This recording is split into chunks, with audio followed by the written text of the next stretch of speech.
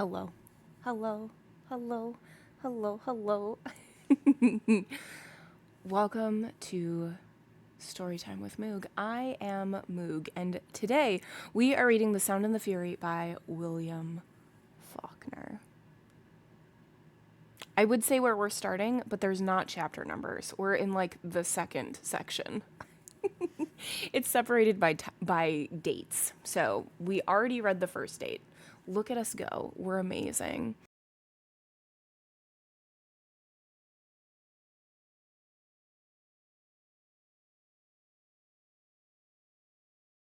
So I was also looking up like summaries for part one.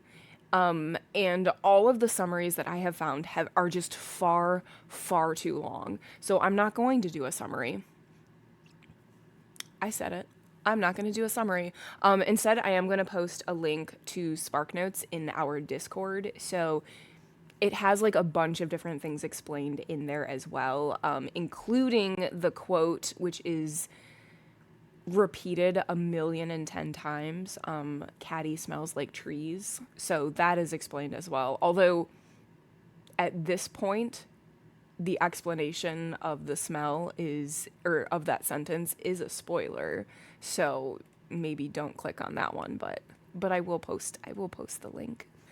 So yeah, I guess overall, though, if this is your first little sprinkling of William Faulkner, his writing is very, very, how should we say, let's see, you gotta get used to it. It's not like I'm gonna sit here and turn off my brain and just listen to this beautiful, it is beautiful, but listen to this beautiful, very easy to follow plot, love the characters, everybody's amazing. It's not like that at all. It is not like that at all. This author is known for stream of consciousness. So the sentences are very repetitive and they're very long, and it does feel like you are like actually inside somebody's head and hearing their thoughts and how it just like flows from one to the other. If you're physically reading it, you'll see the stylistically different things. Like there are moments where paragraphs are italicized to sort of show when it's being italicized. I'm gonna start whispering. I started doing it towards the end of last streams, so I'll do that for this one.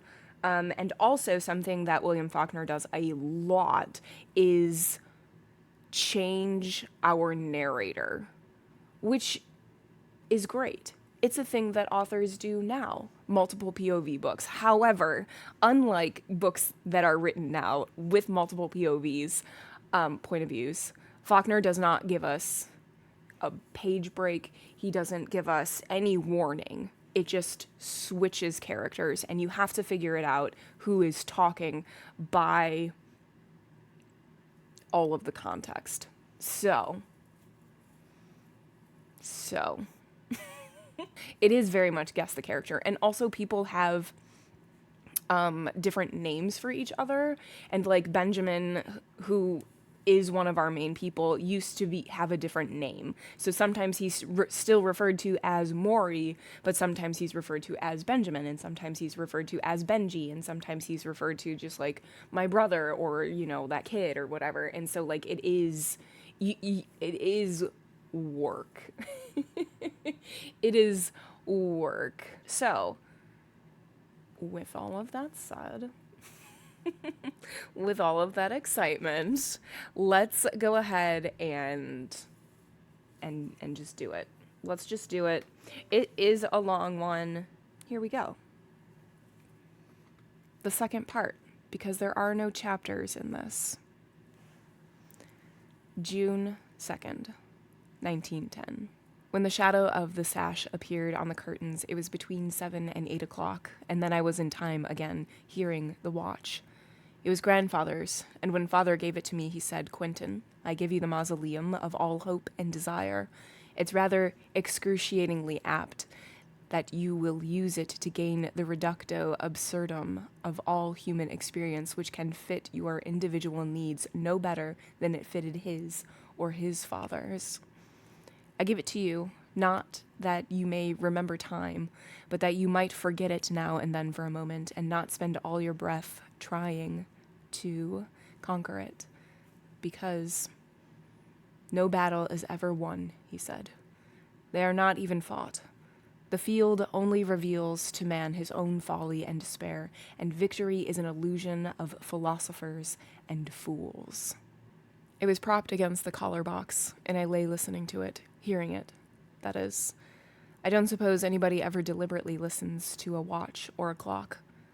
You don't have to. You can be oblivious to the sound for a long while. Then, in a second of ticking, it can create in the mind, unbroken, the long, diminishing parade of time you didn't hear. Like Father said, down the long and lonely light rays, and you might see Jesus walking, like. And the good Saint Francis that said, little sister death that never had a sister. Through the wall I heard Shreve's bed springs, and then his slippers on the floor hissing.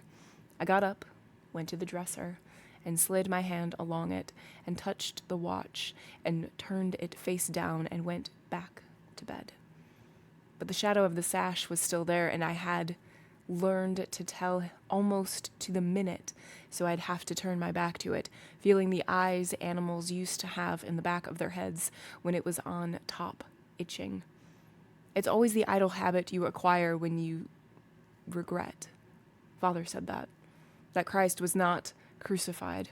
He was worn away by a minute clicking of little wheels, minute clicking of little wheels that had no sister. And so, as soon as I knew I couldn't see it, I began to wonder what time it was. Father said that constant speculation regarding the position of mechanical hands on an arbitrary dial, which is a symptom of mind function. Excrement, Father said, like swearing. And I, saying all right, wonder. Go on and wonder. If it had been cloudy, I could have looked at the window, thinking what he said about idle habits, thinking it would be nice for them down at New London if the weather held up like this. Why shouldn't it? The month of brides, the voice that breathed. She ran right out of the mirror, out of the banked scent. Roses, roses. Mr. and Mrs. Jason Richmond Compson announced the marriage of roses. Not virgins, like dogwood, milkweed. I said, I have committed incest, Father, I said. Roses, cunning and serene. If you attend Harvard 1 year but don't see the boat race, there should be a refund. Let Jason have it. Give Jason a year at Harvard. Shreve stood at the door, putting his collar on, his glasses glinting rosily, as though he had washed them from his face. You taking a cut this morning? Is it that late? He looked at his watch. Bell in 2 minutes. I didn't know it was that late. He was still looking at his watch, his mouth shaping.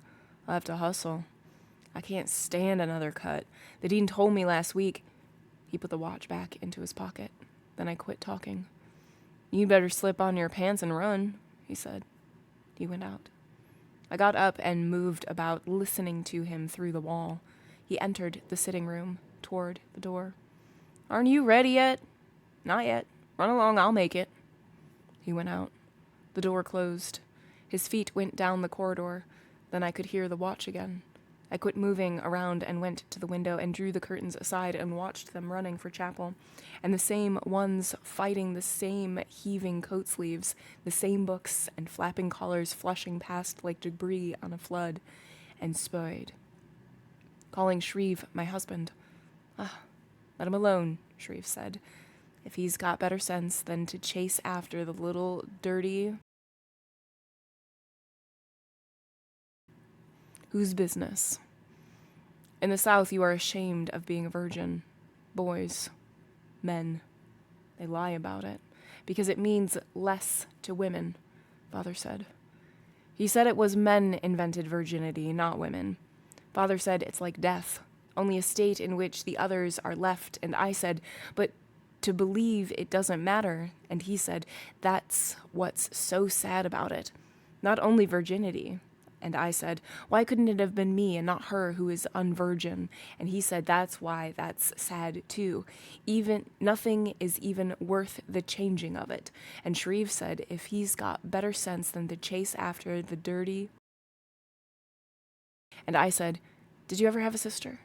Did you? Did you? Spode was in the middle of them, like a terrapin in a street full of scuttering dead leaves, his collar about his ears, moving at his customary unhurried walk. He was from South Carolina, a senior. It was his club's boat that he never ran for chapel and had never got there on time and had never been absent in 4 years and had never made either chapel or first lecture with a shirt on his back and socks on his feet. About 10 o'clock, he'd come in Thompson's, get 2 cups of coffee, sit down, and take his socks out of his pocket and remove his shoes and put them on while the coffee cooled. About noon, you'd see him with a shirt and collar on, like everybody else. The others passed him running, but he never increased his pace at all. After a while, the quad was empty. A sparrow slanted across the sunlight onto the window ledge and cocked his head at me. His eye was round and bright. First, he'd watch me with one eye, then flick, and it would be the other one, his throat pumping faster than any pulse. The hour began to strike. The sparrow quit swapping eyes and watched me steadily with the same one until the chimes ceased, as if he were listening too. Then he flicked off the ledge and was gone. It was a while before the last stroke ceased vibrating. It stayed in the air, more felt than heard, for a long time, like all the bells that ever rang, still ringing in the long dying light rays, and Jesus and St. Francis talking about his sister. Because if it were just to hell, if that were all of it, finished. If things just finished themselves, nobody else there but her and me. If we could just have done something so dreadful that they would have fled hell except us. I have committed incest, I said. Father, it is I. It was I. It was not Dalton Ames. And when he put Dalton Ames, when he put the pistol in my hand, I didn't. That's why I didn't. He would be there and she would and I would. Dalton Ames. If we could have just done something so dreadful, and Father said, that's sad too. People cannot do anything that dreadful. They cannot do anything very dreadful at all. They cannot even remember tomorrow what seemed dreadful today. And I said, you can shirk all things. And he said, yeah, you can. And I will look down and see my murmuring bones and the deep water like wind, like a roof of wind. And after a long time, they cannot distinguish even bones upon the lonely and inviolate sands. Until on the day when he says, rise, only the flat iron would come floating up. It's not when you realize that nothing can help you, religion, pride, anything. It's when you realize that you don't need any aid. Dalton Ames. If I could have been his mother, lying with open body lifted, laughing, holding his father with my hand refraining, seeing, watching him die before he lived. 1 minute, she was standing in the door. I went to the dresser and took up the watch. With the face still down, I tapped the crystal on the corner of the dresser and caught the fragments of glass in my hand and put them into the ashtray and twisted the hands off and put them in the tray. The watch ticked on. I turned the face up, the blank dial with little wheels clicking and clicking behind it, not knowing any better. Jesus walking on Galilee and Washington not telling lies. Father brought back a watch charm from the St. Louis Fair to Jason, a tiny opera glass into which you squinted with one eye and saw a skyscraper, a Ferris wheel all spidery, Niagara Falls on a pinhead. There was a red smear on the dial. When I saw it, my thumb began to smart. I put the watch down and went to Shreve's room and got the iodine and painted the cut. I cleaned the rest of the glass out of the rim with a towel. I laid out 2 suits of underwear with socks, shirts, collars and ties, and packed my trunk. I put in everything except my new suit and an old one and 2 pairs of shoes and 2 hats and my books.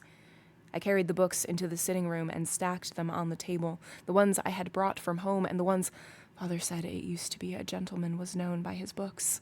Nowadays he is known by the one he has not returned, and locked the trunk and addressed it. The quarter hour sounded.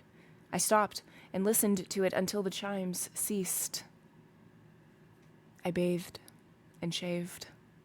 The water made my finger smart a little, so I painted it again. I put on my new suit and put my watch on and packed the other suit and the accessories and my razor and brushes in my handbag and wrapped the trunk key into a sheet of paper and put it in an envelope and addressed it to Father and wrote the 2 notes and sealed them. The shadow hadn't quite cleared the stoop. I stopped inside the door, watching the shadow move. It moved almost perceptibly, creeping back inside the door, driving the shadow back into the door. Only she was running already when I heard it. In the mirror she was running before I knew what it was. That quick, her train caught up over her arm. She ran out of the mirror like a cloud, her veil swirling in long glints, her heels brittle and fast, clutching her dress onto her shoulder with the other hand. Running out of the mirror, the smells, roses, roses, the voice that breathed o'er Eden. Then she was across the porch. I couldn't hear her heels. Then in the moonlight, like the cloud, the floating shadow of the veil running across the grass into the bellowing. She ran out of her dress, clutching her bridle, running into the bellowing where TP in the dew, hui sarsaparilla Benji under the box bellowing. Father had a V-shaped silver cuirass on his running chest. Shreve said, "Well, you didn't. Is it a wedding or a wake?" "I couldn't make it," I said. "Not with all that primping. What's the matter? You think this was Sunday?" "I reckon the police won't get me for wearing my new suit on time," I said. "I was thinking about the square students. Have you got too proud to attend classes too?" "I'm gonna eat first." The shadow on the stoop was gone. I stepped into sunlight, finding my shadow again. I walked down the steps just ahead of it. The half hour went, then the chimes ceased and died away. Deacon wasn't at the post office either. I stamped the 2 envelopes and mailed the one to Father and put Shreve's in my little pocket, and then I remembered where I had last seen the deacon. It was on Decoration Day, in a GAR uniform, in the middle of the parade. If you waited long enough, on any corner you would see him in whatever parade came along. The one before was on Columbus, or Garibaldi's, or somebody's birthday. He was in the street sweepers section, in a stovepipe hat, carrying a 2-inch Italian flag, smoking a cigar among the brooms and scoops. But the last time was the GAR one, because, Shreve said, "There now. Just look at what your grandpa did to that poor old..." "Yes," I said. "Now we can spend day after day marching in parades. If it hadn't been for my grandfather, he'd have to work like white folks." I didn't see him anywhere, but I never knew even a working that you could find when you wanted him, let alone one that lived off the fat of the land. A car came along. I went over to town and went to Parker's and had a good breakfast. While I was eating, I heard a clock strike the hour. But then I suppose it takes at least 1 hour to lose time in. Who has been longer than history getting into the mechanical progression of it? When I finished breakfast, I bought a cigar. The girl said a 50-cent one was the best, so I took one and lit it and went out to the street. I stood there and took a couple of puffs, and then I held it in my hand and went on toward the corner. I passed a jeweler's window, but I looked away in time. At the corner, 2 bootblacks caught me, one on either side, shrill and raucous like blackbirds. I gave the cigar to one of them, and the other one a nickel. Then they let me alone. The one with the cigar was trying to sell it to the other for the nickel. There was a clock, high up in the sun, and I thought about how, when you don't want to do a thing, your body will try to trick you into doing it, sort of unawares. I could feel the muscles in the back of my neck and then I could hear my watch ticking away in my pocket, and after a while I had all the other sounds shut away, leaving only the watch in my pocket. I turned back up the street to the window. He was working at the table behind the window. He was going bald. There was a glass in his eye, a metal tube screwed into his face. I went in. The place was full of ticking, like crickets in September grass, and I could hear a big clock on the wall above his head. He looked up, his eye big and blurred and rushing beyond the glass. I took mine out and handed it to him. I broke my watch. He flipped it over in his hand. I should say you have. You must have stepped on it. Yes, sir. I knocked it off the dresser and stepped on it in the dark. It's still running, though. He pried the back open and squinted into it. Seems to be all right. I can't tell until I go over it, though. I'll go into it this afternoon. I'll bring it back later, I said. Would you mind telling me if any of those watches in the window are right? He held my watch on his palm and looked at me with blurred, rushing eye. I made a bet with a fellow, I said, and I forgot my glasses this morning. Why? All right, he said. He laid the watch down and half rose in his stool and looked over the barrier. Then he glanced up at the wall. It's Don't tell me, I said. Please, sir, just tell me if any of them are right. He looked at me again. He sat back on the stool and pushed the glass up onto his forehead. It left a red circle around his eye, and when it was gone, his whole face looked naked. What are you celebrating today? He said. That boat race ain't until next week, is it? No, sir. This is just a private celebration. Birthday. Are any of them right? No, but they haven't been regulated and set yet. If you're thinking of buying one of them... No, sir. I don't need a watch. We have a clock in our sitting room. I'll have this one fixed when I do. I reached my hand. Better leave it now. I'll bring it back later. He gave me the watch. I put it in my pocket. I couldn't hear it now, above all the others. I'm much obliged to you. I hope I haven't taken up your time. That's all right. Bring it in when you're ready, and you better put off the celebration until after we win that boat race. Yes, sir. I reckon I had. I went out, shutting the door upon the ticking. I looked back into the window. He was watching me across the barrier. There were about a dozen watches in the window, a dozen different hours, and each with the same assertive and contradictory assurance that mine had, without any hands at all. Contradicting one another. I could hear mine ticking away inside my pocket, even though nobody could see it, even though it could tell nothing, if anyone could. And so I told myself to take that one, because Father said clocks slay time.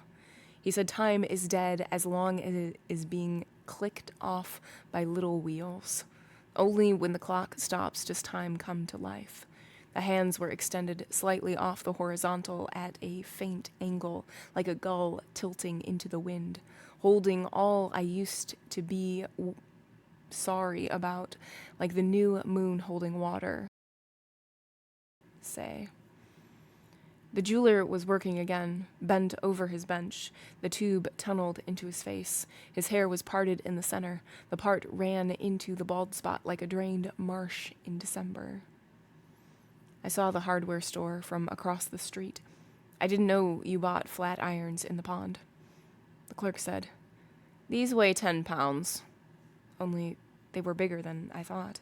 So I got 2 6-pound little ones, because they would look like a pair of shoes wrapped up. They felt heavy enough together, but I thought again how Father had said about the reductio absurdum of human experience, thinking how the only opportunity I seemed to have for the application of Harvard. Maybe next year.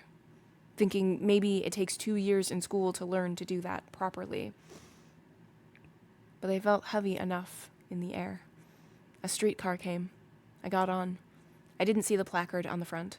It was full, mostly preposterous-looking people reading newspapers. The only vacant seat was beside a He wore a derby and shined shoes, and he was holding a dead cigar stub. I used to think that a Southerner had to always be conscious of. I thought that Northerners would expect him to. When I first came east, I kept thinking, you've got to remember to think of them as colored people, not. And if it hadn't happened that I wasn't thrown with many of them, I'd have wasted a lot of time and trouble before I learned that the best way to take all people, black or white, is to take them for what they think they are, then leave them alone. That was when I realized that a is not a person so much as a form of behavior, a sort of obverse reflection of the white people he lives among. But I thought at first that I ought to miss having a lot of them around me because I thought that Northerners thought that I did. But I didn't know that I really had missed Ruskus and Dilsey and them having that morning in Virginia. The train was stopped when I waked, and I raised the shade and looked out. The car was blocking a road crossing, where two white fences came down a hill and then sprayed outward and downward like part of the skeleton of a horn, and there was on a mule in the middle of the stiff ruts, waiting for the train to move.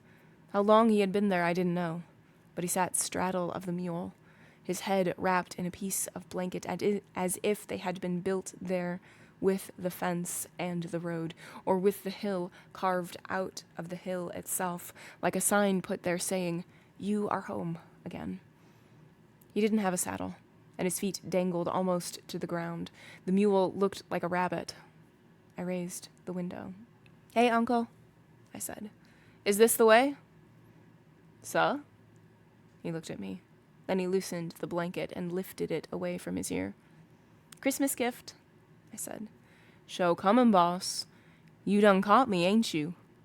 I'll let you off this time." I dragged my pants out of the little hammock and got a quarter out. "But look out next time. I'll be coming back through here 2 days after New Year, and look out then." I threw the quarter out the window. "Buy yourself some Santa Claus." "Yes, sir," he said. He got down and picked up the quarter and rubbed it on his leg. "Thank ye, young marster. Thank ye." Then the train began to move. I leaned out the window into the cold air, looking back. He stood there beside the gaunt rabbit of a mule, the two of them shabby and motionless and unimpatient. The train swung around the curve, the engine puffing with short, heavy blasts, and they passed smoothly from sight that way, and that quality about them of shabby and timeless patience, of static serenity, that blending of childlike and ready incompetence and paradoxical reliability that tends and protects them.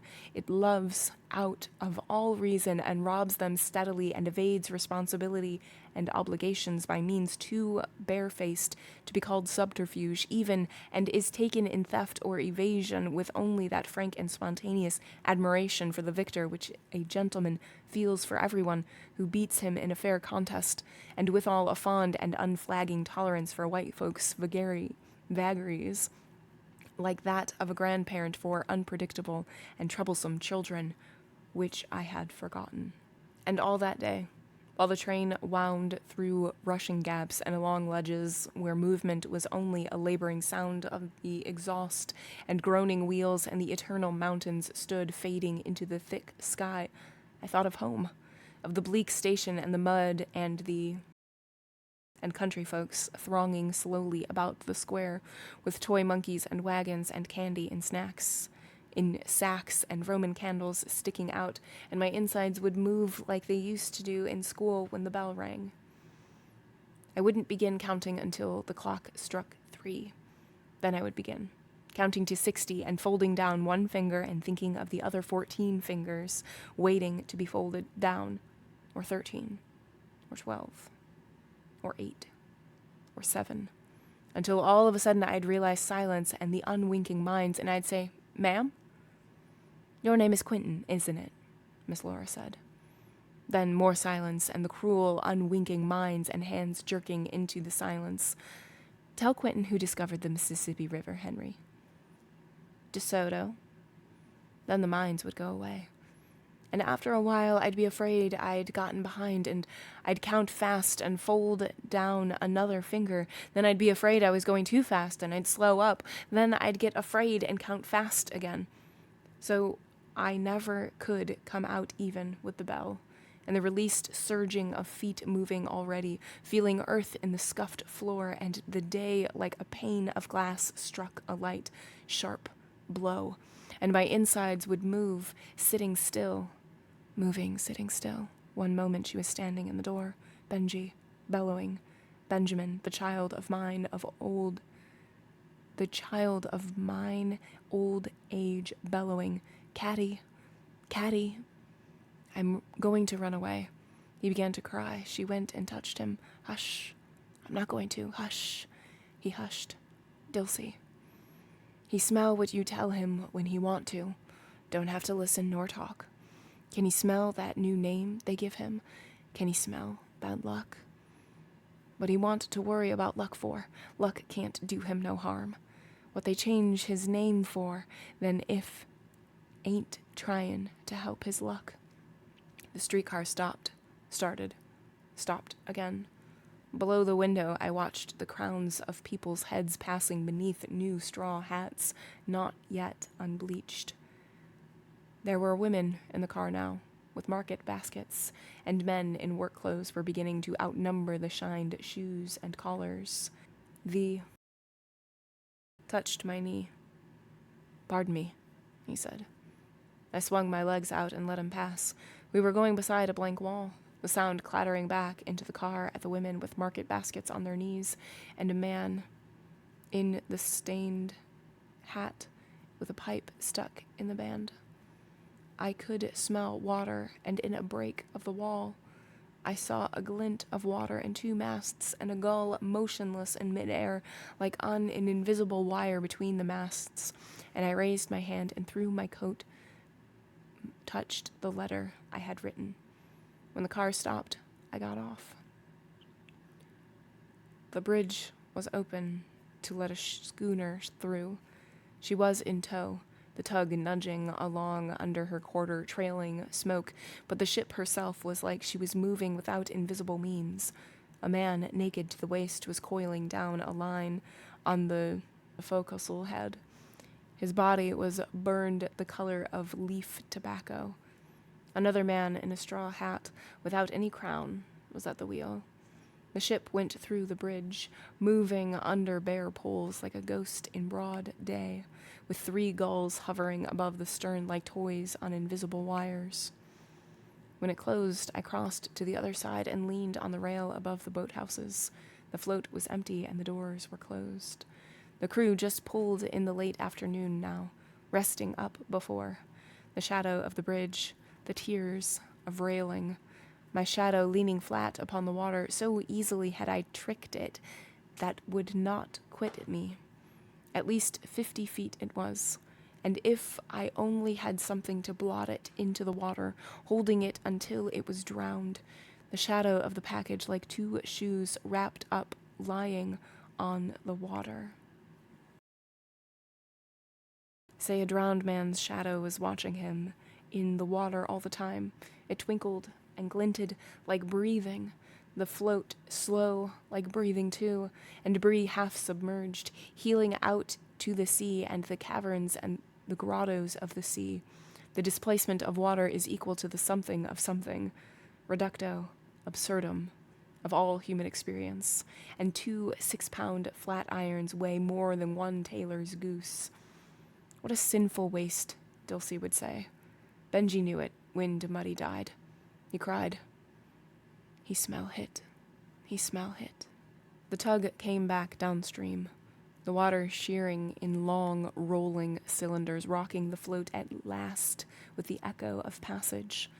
The float lurching onto the rolling cylinder with a plopping sound and a long, jarring noise as the door rolled back and the 2 men emerged carrying a shell. They set it in the water, and a moment later Bland came out with the skulls. He wore flannels, a gray jacket, and a stiff straw hat. Either he or his mother had read somewhere that Oxford students pulled in flannels and stiff hats. So early one March they bought Gerald a one-pair shell, and in his flannels and stiff hat he went on the river. The folks at the boathouses threatened to call a policeman, but he went away. His mother came down in a hired auto, in a fur suit like an Arctic explorer's, and saw him off in a 25-mile wind and a steady drove of ice floes like dirty sheep. Ever since then, I have believed that God is not only a gentleman and a sport, he is a Kentuckian, too. When he sailed away, she made a detour and came down to the river again and drove along parallel with him, the car in low gear. They said you couldn't have told they'd ever seen one another before, like a king and queen, not even looking at one another, just moving side by side across Massachusetts on parallel courses like a couple of planets. He got in and pulled away. He pulled pretty well now. He ought to. They said his mother tried to make him give rowing up and do something else the rest of his class couldn't or wouldn't do, but for once he was stubborn. If you could call it stubbornness, sitting in his attitudes of princely boredom with his curly yellow hair and his violet eyes and his eyelashes and his New York clothes, while his mama was telling us about Gerald's horses and Gerald's women. Husbands and fathers in Kentucky must have been awful glad when she carried Gerald off to Cambridge. She had an apartment over in town, and Gerald had one there too, besides his rooms in college. She approved of Gerald associating with me because I at least revealed a blundering sense of noblesse oblige by getting myself born below Mason and Dixon, and a few others whose geography met the requirements minimum, forgave, at least, or condoned. But since she met Spode coming out of chapel, he said he couldn't be a lady, no lady would be out at that hour of the night. She never had been able to forgive him for having 5 names, including that of a present English ducal house. I'm sure she solaced herself by being convinced that some misfit, Maingalt or Mortimer, had got mixed up with the lodge-keeper's daughter, which was quite probable, whether she invented it or not. Spode was at the world's champion sitter around, no holds barred, and gouging discretionary. The shell was a speck now, the oars catching the sun in spaced glints, as if the hull were winking itself along. Did you ever have a sister? No, but they're all bitches. Did you ever have a sister? 1 minute she was. Bitches. Not bitch 1 minute she stood in the door. Dalton Ames. Dalton shirts. I thought all the time they were khakis, army-issue khaki, until I saw they were of heavy Chinese silk or finest flannel because they made his face so brown, his eyes so blue. Dalton Ames. It just missed gentility, theatrical fixture, just papier-mâché, then touch. Oh, asbestos. Not quite bronze, but won't see him at the house. Cattie's a woman too, remember? She must do things for women's reasons, too. Why won't you bring him to the house, Cattie? Why must you do like women do in the pasture, the ditches in the dark woods, not hidden furious in the dark woods? And after a while, I had been hearing my watch for some time, and I could feel the letters crackle through my coat against the railing, and I leaned on the railing, watching my shadow, how I had tricked it. I moved along the rail, but my suit was dark, too, and I could wipe my hands, watching my shadow, how I had tricked it. I walked it into the shadow of the quay. Then I went east. Harvard, my Harvard boy, Harvard, that pimpled-faced infant she met at the field meet with colored ribbons, skulking along the fence, trying to whistle her out like a puppy. because they couldn't cajole him into the dining room. Mother believed he had some sort of spell he was going to cast on her when he got her alone. Yet any blackguard, he was lying beside the box under the window bellowing, that could drive up in a limousine with a flower in his buttonhole. Harvard. Quentin, this is Herbert, my Harvard boy. Herbert will be a big brother, has already promised Jason a position in the bank. Hardy, celluloid like a drummer, face full of teeth, white but not smiling. I've heard of him up there. All teeth but not smiling. You going to drive? Get in, Quentin. You going to drive? It's her car. Aren't you proud of your little sister? Owns first auto in town. Herbert is present. Lewis has been giving her lessons every morning. Didn't you get my letter? Mr. and Mrs. Jason Richmond Compson announced the marriage of their daughter Candace to Mr. Sidney Herbert Head on the 25th of April, 1910, at Jefferson, Mississippi. At home after the 1st of August, number something something, Avenue South Bend, Indiana. Shreve said, Aren't you even going to open it? 3 days. Times. Mr. and Mrs. Jason Richmond Compson. Young Lochinvar rode out of the west a little too soon, didn't he? It's from the south. You're funny, aren't you? Oh yes, I knew it was somewhere in the country. You're funny, aren't you? You ought to join the circus. I did. That's how I ruined my eyes watering the elephant's fleas 3 times. These country girls, you can't even tell about them, can you? Well, anyway, Byron never got his wish, thank God, but not hit a man in glasses. Aren't you even going to open it? It lay on the table, a candle burning at each corner upon the envelope tied in a soiled pink garter, 2 artificial flowers. Not hit a man in glasses. Country people, poor things, they never saw an auto before.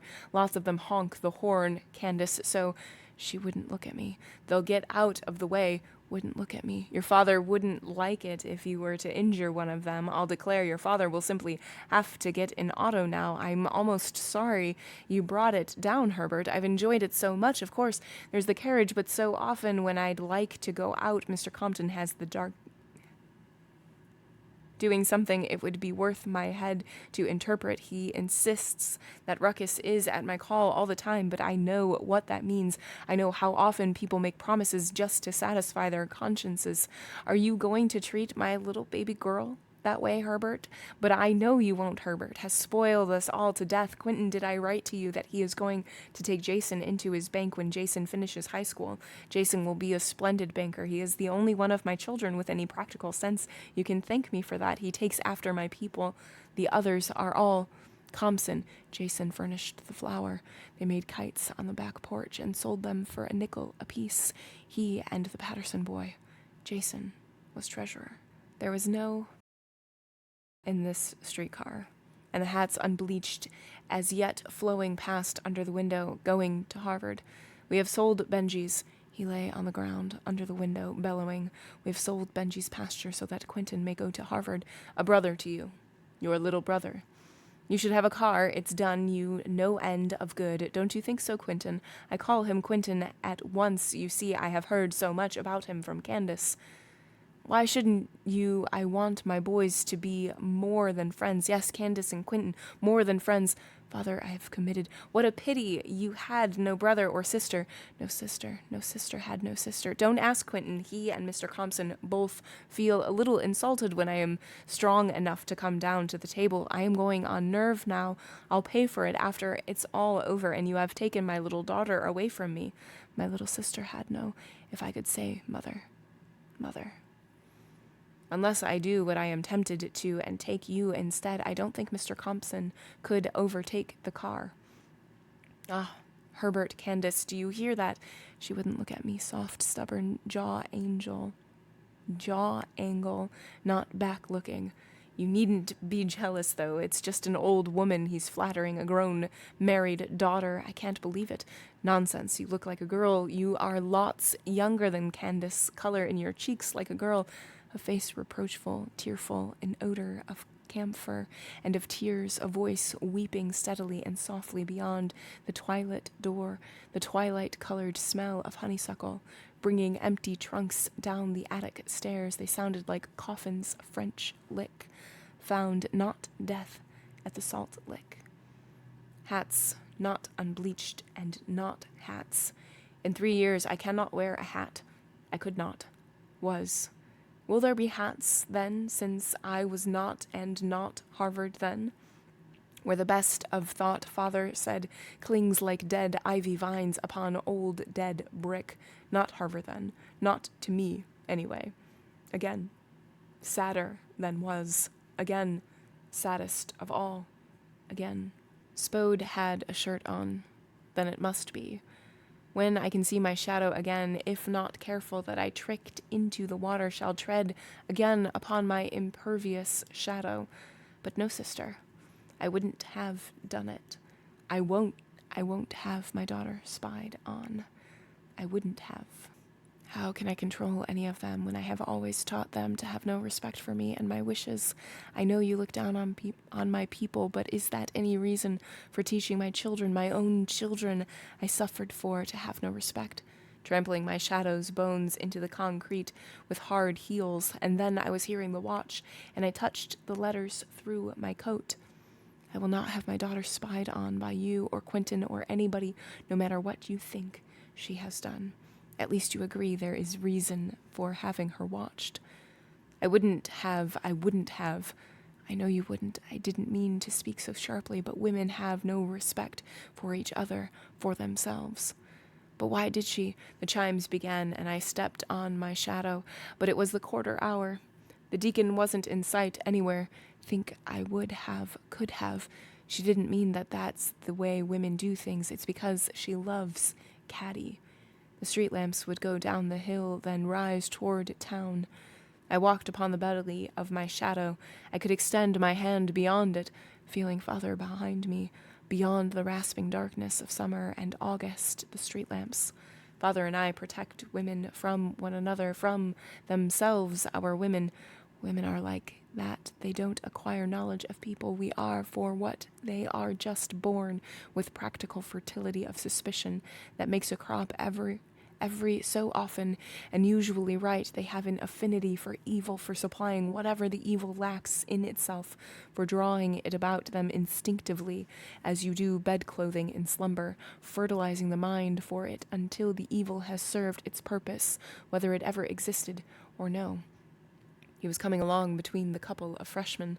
He hadn't quite recovered from the parade, for he gave me a salute, a very superior, officerish kind. I want to see you a minute, I said, stopping. See me? All right.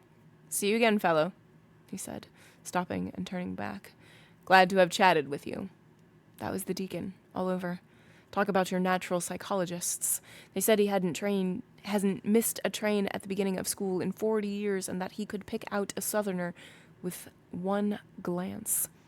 He never missed. And once he had heard you speak, he could name your state. He had a regular uniform he met trains in, a sort of Uncle Tom's Cabin outfit, patches and all. Yes, sir. Right this way, young marster. Higher we is. Taking your bags. Hired, boy. Come higher and get these grips. Whereupon a moving mountain of luggage would edge up, revealing a white boy of about 15, and the deacon would hang another bag on him somehow and drive him off. Now den, don't you drap dat. Yes, sir, young masters, just give me your room number, and hit'll be done. Got cold dar when you arrives.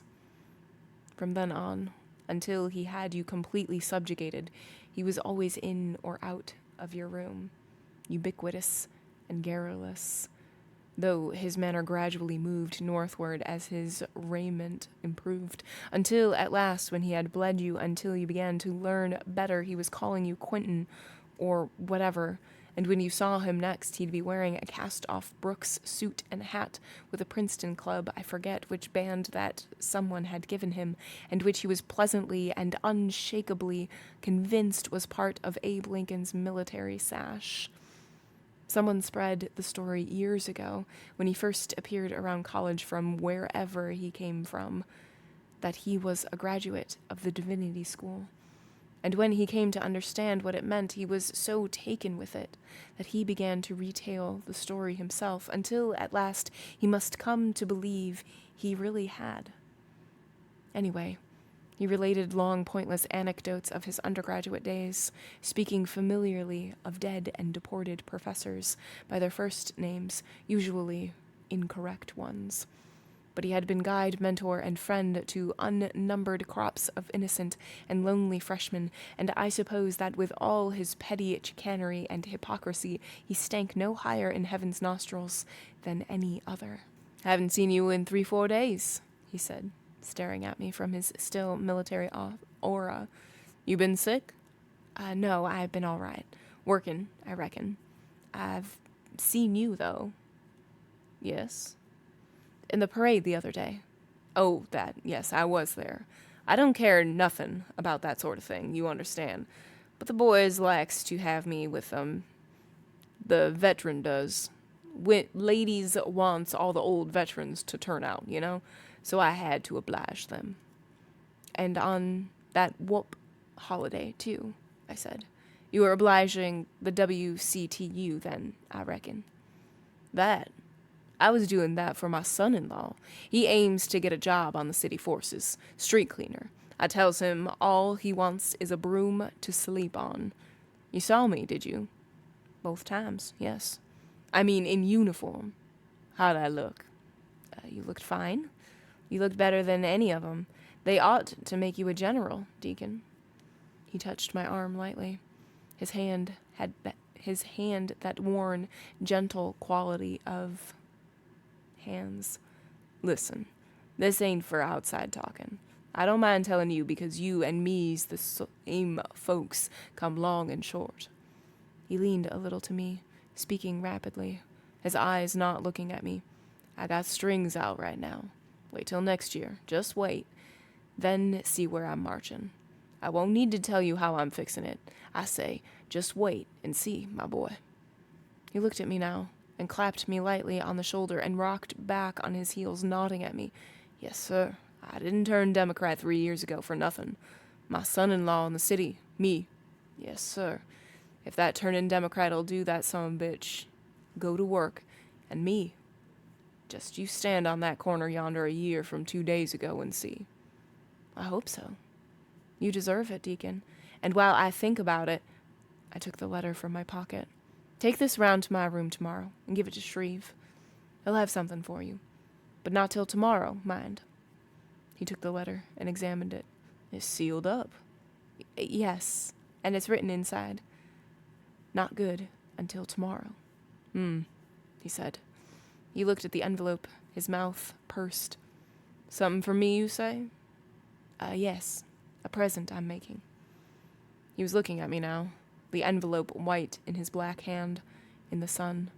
His eyes were soft and irisless and brown, and suddenly I saw Ruskus watching me from behind all his white folks' claptrap of uniform and politics and Harvard manner, diffident, secret, inarticulate, and sad. "You ain't playing a joke on this old, is you?" "You know I'm not. Did any Southerner ever play a joke on you?" "You're all right. You're fine folk, but you can't live with 'em." "Did you ever try?" I said. But Ruskus was gone. Once more he was that self he had long since taught himself to wear in the world's eyes, pompous, spurious, not quite gross. "I'll confer to your wishes, my boy. Not until tomorrow. Remember." "Sure," he said. "Understand, my boy. Well, I hope," I said. He looked down at me, benignant, profound.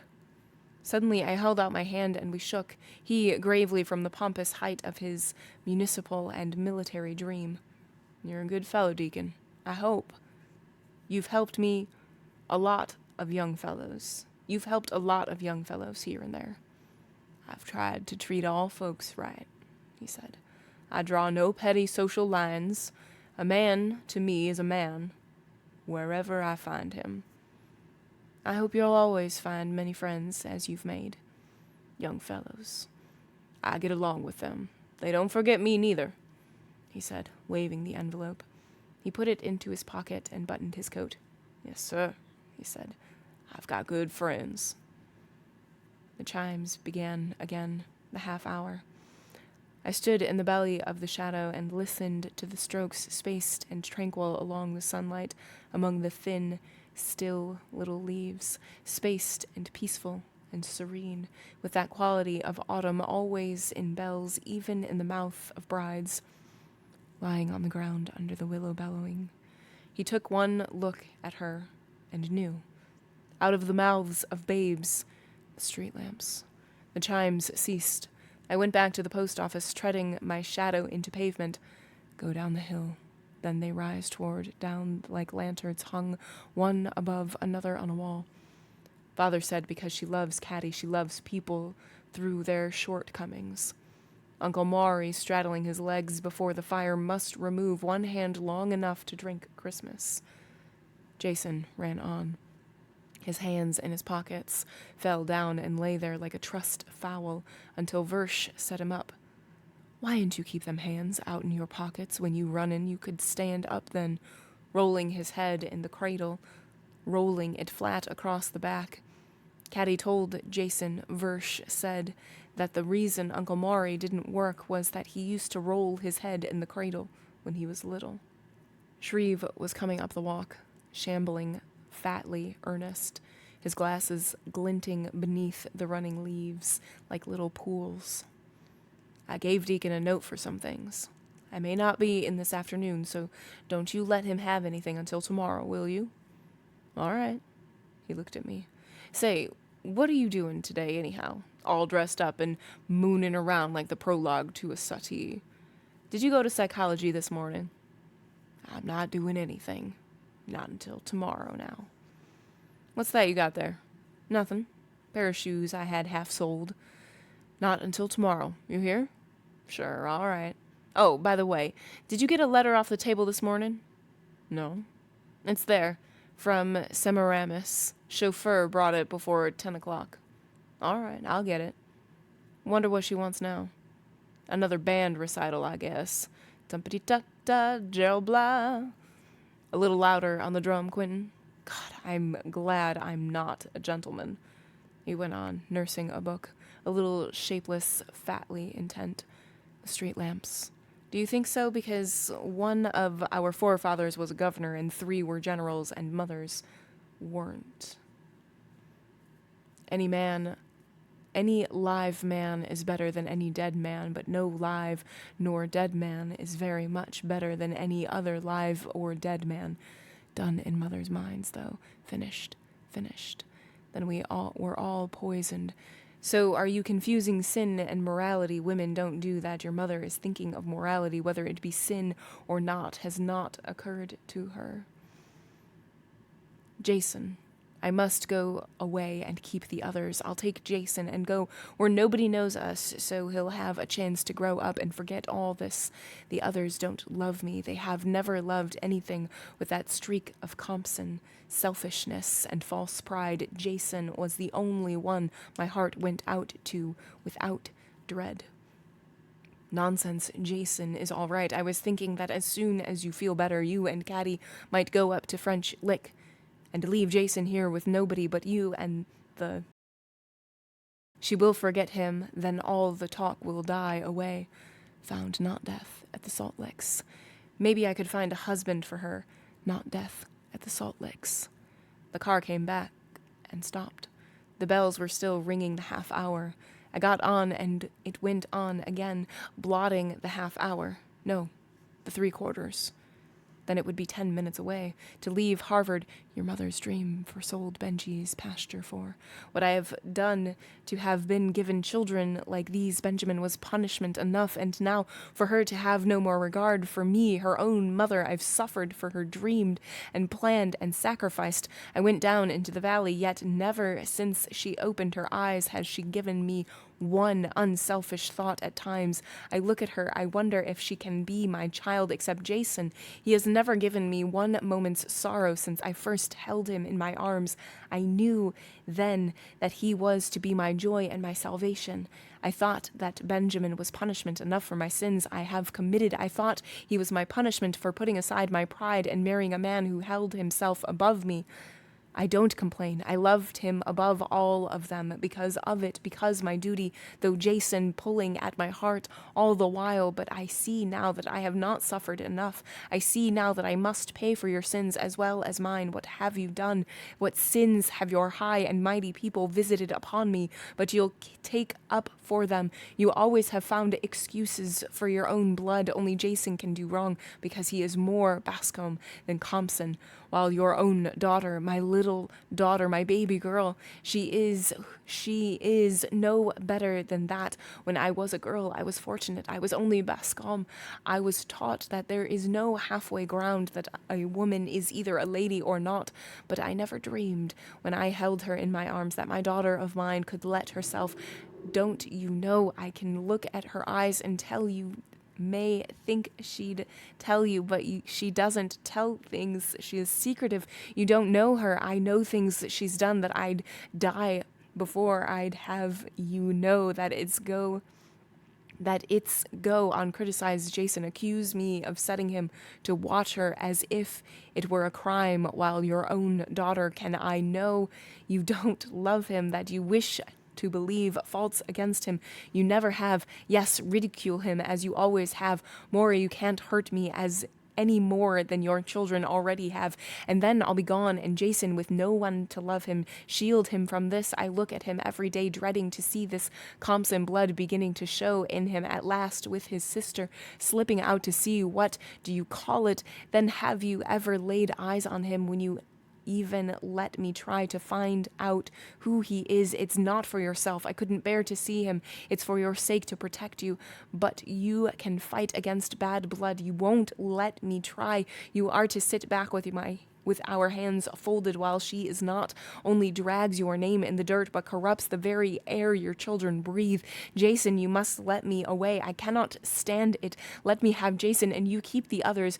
They're not my flesh and blood, like he is strangers, nothing of mine, and I am afraid of them. I can take Jason and go where we are not known. I'll go down on my knees and pray for the absolution of my sins, that he may escape this curse. Try to forget that the others ever were. If that was the 3/4, not over 10 minutes now.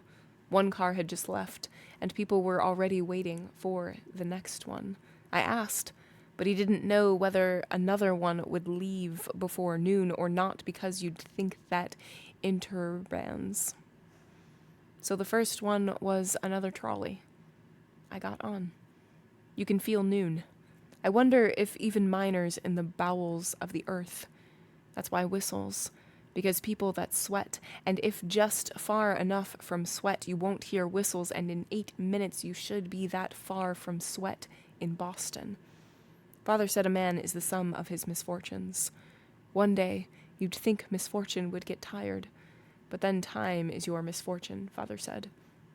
A gull on an invisible wire attached through space, dragged. You carry the symbol of your frustration into eternity. Then the wings are bigger, Father said, only who can play a harp. I could hear my watch whenever the car stopped, but not often. They were already eating. Who would play eating, the business of eating inside of you, space to space, and time confused, stomach saying noon, brain saying eat o'clock. All right, I wonder what time it is. What of it? People are getting out. The trolley didn't stop so often now, emptied by eating. Then it was past. I got off and stood in my shadow, and after a while a car came along, and I got on and went back to the interurban station. There was a car ready to leave, and I found a seat next the window, and it started and I watched it sort of frazzle out into slack-tide flats and then trees. Now and then I saw a river, and I thought how nice it would be for them down at New London if the weather and Gerald's shell going solemnly up the glinting forenoon, and I wondered what the old woman would be wanting now, sending me a note before 10 o'clock in the morning. What picture of Gerald I to be one of the Dalton Ames, oh, asbestos Quentin has shot background. Something with the girls in it. Women do have always his voice above the gabble, voice that breathed an affinity for evil, for believing that no woman is to be trusted, but that some men are too innocent to protect themselves. Plain girls, remote cousins and family friends whom mere acquaintanceship invested with a sort of blood obligation, noblege oblige. And she sitting there telling us before their faces what a shame it was that Gerald should have all the family looks, because a man didn't need it, and was better off without it, but without it a girl was simply lost. Telling us about Gerald's women in a Quentin has shot Herbert, he shot his voice through the floor of Caddy's room, tone of smug approbation. When he was 17, I said to him one day, "What a shame that you should have a mouth like that, and it should be on a girl's face. And can you imagine the curtains leaning in on that twilight upon the odor of the apple tree, her head against the twilight, her arms behind her head, kimono winged, the voice that breathed, or Eden close upon the bed, by the nose seen above the apple." What he said, just 17, mind, "Mother," he said, "it often is." And him sitting there in attitudes regal, watching 2 or 3 of them through his eyelashes. They gushed like swallows swooping his eyelashes. Shreve said he always had, "Are you going to look after Benji and father? The less you say about Benji and father, the better when you have ever considered them, Caddy. Promise. You needn't worry about them. You're getting out in good shape. Promise. I'm sick. You'll have to promise." Wondered who invented that joke, but then he always had considered Mrs. Bland a remarkably preserved woman. He said she was grooming Gerald to seduce a duchess sometime. She called Shreve that fat Canadian youth. Twice she arranged a new roommate for me without consulting me at all. Once for me to move out. Once for... He opened the door in the twilight. His face looked like a pumpkin pie. "Well, I'll say a fond farewell. Cruel fate may part us, but I will never love another. Never." "What are you talking about?" "I'm talking about cruel fate in 8 yards of apricot silk and more metal pound for pound than a galley slave, and the sole owner and proprietor of the unchallenged, peripatetic John of the late Confederacy." Then he told me how she had gone to the proctor to have him moved out, and how the proctor had revealed enough low stubbornness to insist on consulting Shreve first. Then she suggested that he send for Shreve right off and do it, and he wouldn't do it, so that after she was hardly civil to Shreve. "I make it a point never to speak harshly of females," Shreve said, "but that woman has got more ways like a bitch than any lady in these sovereign states and dominions." And now, letter on the table by hand, command orchid, scented, colored. If she knew I had passed almost beneath the window, knowing it there without. "My dear madam, I have not yet had an opportunity of receiving your communication, but I beg in advance to be excused today or yesterday and tomorrow, or when, as I remember that the next one is to be how Gerald throws his downstairs, and how the plead to be allowed to matriculate in the divinity school to be near Master Marsh Gerald, and how he ran all the way to the station beside the carriage with tears in his eyes when Marsh Gerald rid away. I will wait until the day for the one about the sawmill husband came to the kitchen door with a shotgun. Gerald went down and bit the gun in 2 and handed it back and wiped his hands on a silk handkerchief, threw the handkerchief in the stove. I've only heard that one twice. Shot him through the... I saw you come in here, so I watched my chance and came along. Thought we might get acquainted. Have a cigar? Thanks, I don't smoke. No, things must have changed up there since my day. Mind if I light up? Help yourself. Thanks, I've heard a lot. I guess your mother won't mind if I put the match between the screen. Will she have a lot about you, Candace? Talked about you all the time up there at the Licks. I got pretty jealous, I says to myself. Who is this Quentin anyway? I must see that this animal looks like, because I was hit pretty hard. See, soon as I saw the young girl, I don't mind telling you it never occurred to me it was her brother she kept talking about. She couldn't have talked about you any more if you'd been the only man in the world. Husband wouldn't have been in it. You won't change your mind and have a smoke. I don't smoke. In that case, I won't insist, even though it is pretty fair weed. Cost me $25, 100 wholesale friend in Havana. Yes, I guess there are lots of changes up there. I keep promising myself a visit, but I never get around to it. Been hitting the ball now for 10 years. I can't get away from the bank. During school, fellows' habits change things that seem important to an undergraduate. Tell me about things up there. I'm not going to tell father and mother, if that's what you're getting at. Not going to tell, not going to... Oh, that's what you are talking about, is it? You understand that I don't give a damn whether you tell or not. Understand that a thing like that, unfortunate but no police crime. I wasn't the first or the last. I was just unlucky. You might have been luckier. You lie.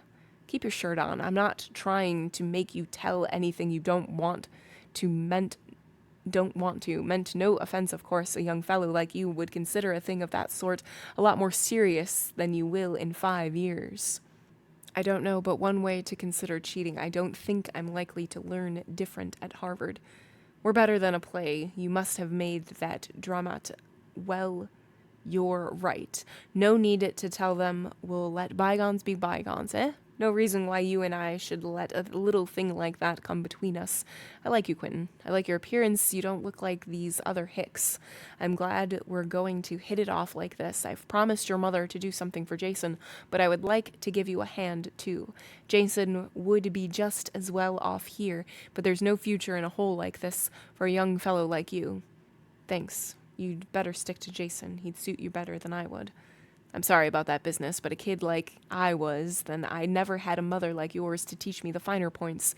It would just hurt her unnecessarily to know if... Yes, you're right, no need to that. Includes Candace, of course. I said mother and father. Look here, take a look at me. How long do you think you'd last with me? I won't have to last long if you learned to fight up at school, too. Try and see how long I would. You damned little. What do you think you're getting at? Try and see. I got the cigar. That would your mother say if she found a blister on her mantle just in time, too. Look here, Quentin. We're about to do something we'll both regret. Liked you as soon as I saw you. I says he must be a damned good fellow, whoever he is, or Candace wouldn't be so keen on him. Listen. I've been out in the world now for 10 years. Things don't matter so much. Then you'll find that out. Let's you and I get together on this thing, sons of old Harvard and all. I guess I wouldn't know the place now. Best place for a young fellow in the world. I'm going to send my sons there, give them a better chance than I had. Wait, don't go yet. Let's discuss this thing. A young man gets these ideas, and I'm all for them. Does him good while he's in school, forms his character, good for tradition, the school, but when he gets out into the world, he'll have to get his the best way he can, because he'll find that everybody else is doing the same thing, and be damned to hear. Let's shake hands and let bygones be bygones for your mother's sake. Remember her health. Come on, give me your hand here. Look at it. It's just out of convent. Look, not a blemish, not even been creased yet. See here. To hell with your money. No, come on, I belong to a family now. See, I know how it is with a young fellow. He has lots of private affairs. It's always pretty hard to get the old man to stump up, for I know, haven't I been there? And not so long ago either, but now I'm getting married and all, especially up there. Come on, don't be a fool. Listen when we get a chance for a real talk. I want to tell you about a little widow over in town. I've heard that, too. Keep your damned money. Call it a loan, then. Just shut your eyes a minute and you'll be 50. Keep your hands off of me. You'd better let that cigar off the mantle. Tell and be damned, then. See what it gets you. If you were not a damned fool, you'd have seen that I've got them too tight for any half-baked Galahad of a brother your mother's told me about your sort, with your head swelled up. Come in, come in, dear Quentin, and I were just getting acquainted. Talking about Harvard. Did you want me? Can't stay away from the old man, can she? Go out a minute, Herbert. I want to talk to Quentin. Come in, come in. Let's all have a gab fest and get acquainted. I was just telling Quentin, go on, Herbert, go out a while. Well, all right. Then I suppose you and Bubber do want to see one another once more, eh? You'd better take that cigar off the mantel. Right, as usual, my boy. Then I'll toddle along. Let them order you around while they can, Quentin. After day after tomorrow, it'll be pretty please to the old man, won't it, dear? Give us a kiss, honey. Oh, stop that. Save that for day after tomorrow. I'll want interest, then. Don't let Quentin do anything he can't finish. Oh, by the way, did I tell Quentin the story about the man's parrot and what happened to it? A sad story. Remind me of that. Think of it yourself. Ta-ta. See you in the funny paper. Well. What are you up to now? Nothing. You're meddling in my business again. Didn't you get enough of that last summer? Caddy, you've got fever. You're sick. How are you sick? I'm just sick, I can't ask. Shot his voice through the... Not that blackguard, Caddy. Now and then the river glinted beyond things in sort of swooping glints across noon and after. Well, after now, though he had passed where he was still pulling upstream, majestical in the face of gods, better gods. God would be Kane, too, in Boston, in Massachusetts. Or maybe just not a husband. The wet oars winking him along in bright winks and female palms. Adulent, if not a husband, he'd ignore God. That blackguard, Caddy. The river glinted away beyond a swooping curve. I'm sick. You'll have to promise. Sick. How are you sick? I'm just sick. I can't ask anybody yet. Promise you will. If they need any looking after, it's because of you. How are you sick? Under the window, we could hear the car leaving for the station, the 8:10 train, to bring back cousins, heads increasing himself, head by head, but not barbers. Manicure girls. We had a blood horse once. In the stable, yes, but under leather a cur. Quentin has shot all of their voices through the floor of Caddy's room. The car stopped. I got off into the middle of my shadow. A road crossed the track. There was a wooden marquee with an old man eating something out of a paper bag, and then the car was out of hearing, too. The road went into the trees where it would be shady, but June foliage in New England, not much thicker than April at home in Mississippi. I could see a smokestack. I turned my back to it, tramping my shadow into the dust. There was something terrible in me sometimes at night. I could see it grinning at me. I could see it through them, grinning at me, through their faces. It's gone now, and I'm sick. Caddy, don't touch me, just promise. If you're sick, you can't. Yes, I can. After that, it'll be all right. It won't matter. Don't let them send him to Jackson. Promise. I promise, Caddy. Caddy, don't touch me. Don't touch me. What does it look like, Caddy? What? That grins at you. That thing through them. I could see the smoke stack. That's where the water would be, heading out to the sea and the peaceful grottos. Tumbling peacefully they would, and when he said rise, only the flat irons. When Versh and I hunted all day, he wouldn't take any lunch, and at 12 o'clock I'd get hungry.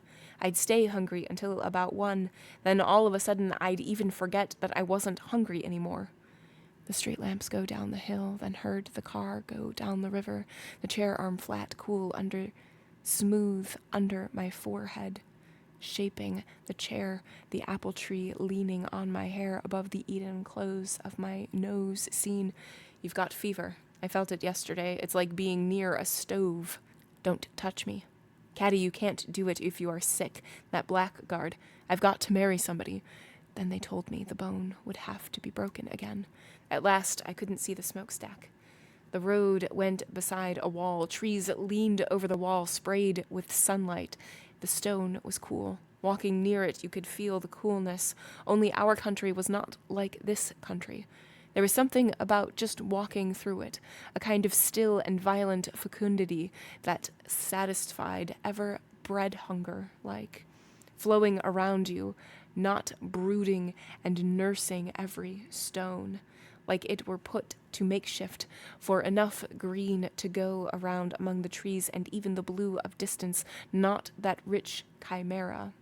Told me the bone would have to be broken again, and inside me it began to say, ah, ah, ah, and I began to sweat. What do I care? I know what a broken leg is all it is. It won't be anything. I'll just have to stay in the house a little longer, that's all. And my jaw muscles getting numb and my mouth saying, wait, just a minute, through the sweat. Ah, ah, ah, behind my teeth and the father. Damn that horse. Wait till it's my fault. He came along the fence every morning with a basket toward the kitchen, dragging a stick along the fence. Every morning I dragged myself to the window, cast and all, and laid for him with a piece of coal. Dilsey said, you going to run yourself, ain't you? Got no more sense than that. Not for days since your bruck hit. Wait, I'll get used to it in a minute. Just wait a minute. I'll get... Even sound seemed to fail in the air, like the air was worn out with carrying sounds so long. A dog's voice carries further than a train, in the darkness, anyway. And some people's.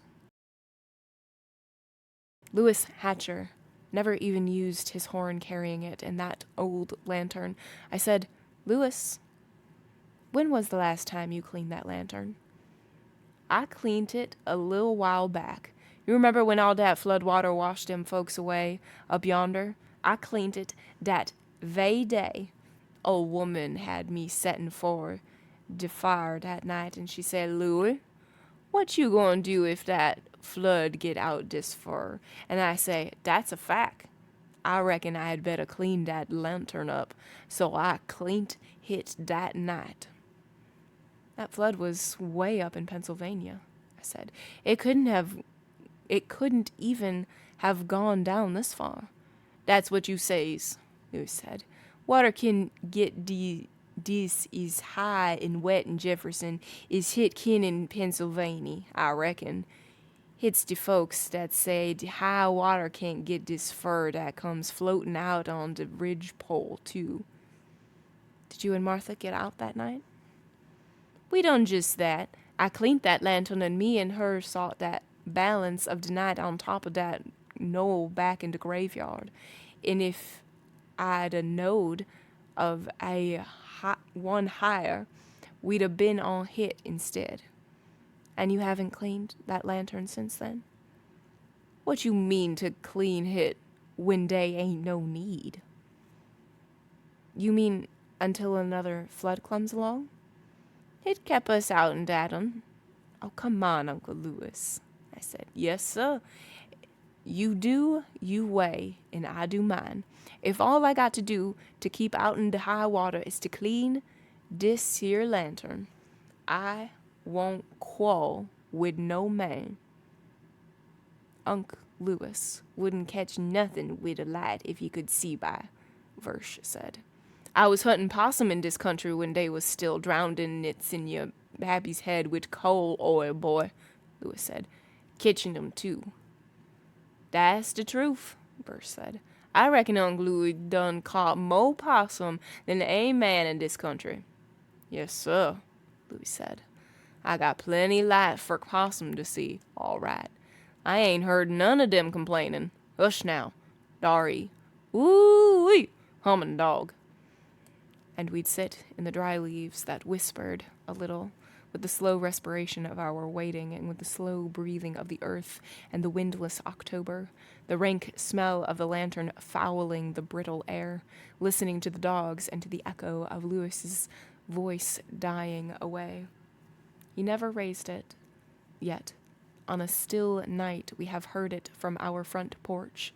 When he called the dogs in, he sounded just like the horn he carried slung on his shoulder and never used, but clearer, mellower, as though his voice were a part of darkness and silence, coiling out of it, coiling into it again. Ooh. Ooh. Ooh. Got to marry somebody. Have there been many, Caddy? I don't know too many, Will. You look after Benji and Father? You don't know whose it is then, does he? No? Touch me, will you? Look after Benji and Father. I began to feel the water before I came to the bridge. The bridge was of gray stone, lichened, dappled with slow moisture where the fungus crept. Beneath it in the water was clear and still in the shadow, whispering and clucking about the stone in fading whirls of spinning sky. Caddy that, I've got to marry somebody. Versh told me about a man mutilated himself. He went into the woods and did it with a razor, sitting in a ditch. A broken razor flinging them backward over his shoulder, the same motion complete, the jerked skein of blood backward, not looping. But that's not it. It's not having them. It's never to have had them. Then I could say, oh, that's Chinese. I don't know Chinese. And Father said it's because you are a virgin. Don't you see? Women are never virgins. Purity is a negative state and therefore contrary to nature. Its nature is hurting you, not Caddy. And I said, that's just words. And he said, so is virginity. And I said, you don't know. You can't know. And he said, yes. On the instant when we come to realize that tragedy is second hand. Where the shadow of the bridge fell, I could see down for a long way, but not as far as the bottom. When you leave a leaf in water a long time, after a while the tissue will be gone and the delicate fibers waving slow as the motion of sleep. They don't touch one another, no matter how knotted up they once were, no matter how close they lay once to the bones. And maybe, when he says rise, the eyes will come floating up too, out of the deep quiet and the sleep, to look on glory. And after a while, the flat irons would come floating up. I hid them under the end of the bridge and went back and leaned on the rail. I could not see the bottom, but I could see a long way into the motion of the water before the eyes gave out, and then I saw a shadow hanging like a fat arrow stemming into the current. Mayflies skimmed in and out of the shadow of the bridge just above the surface.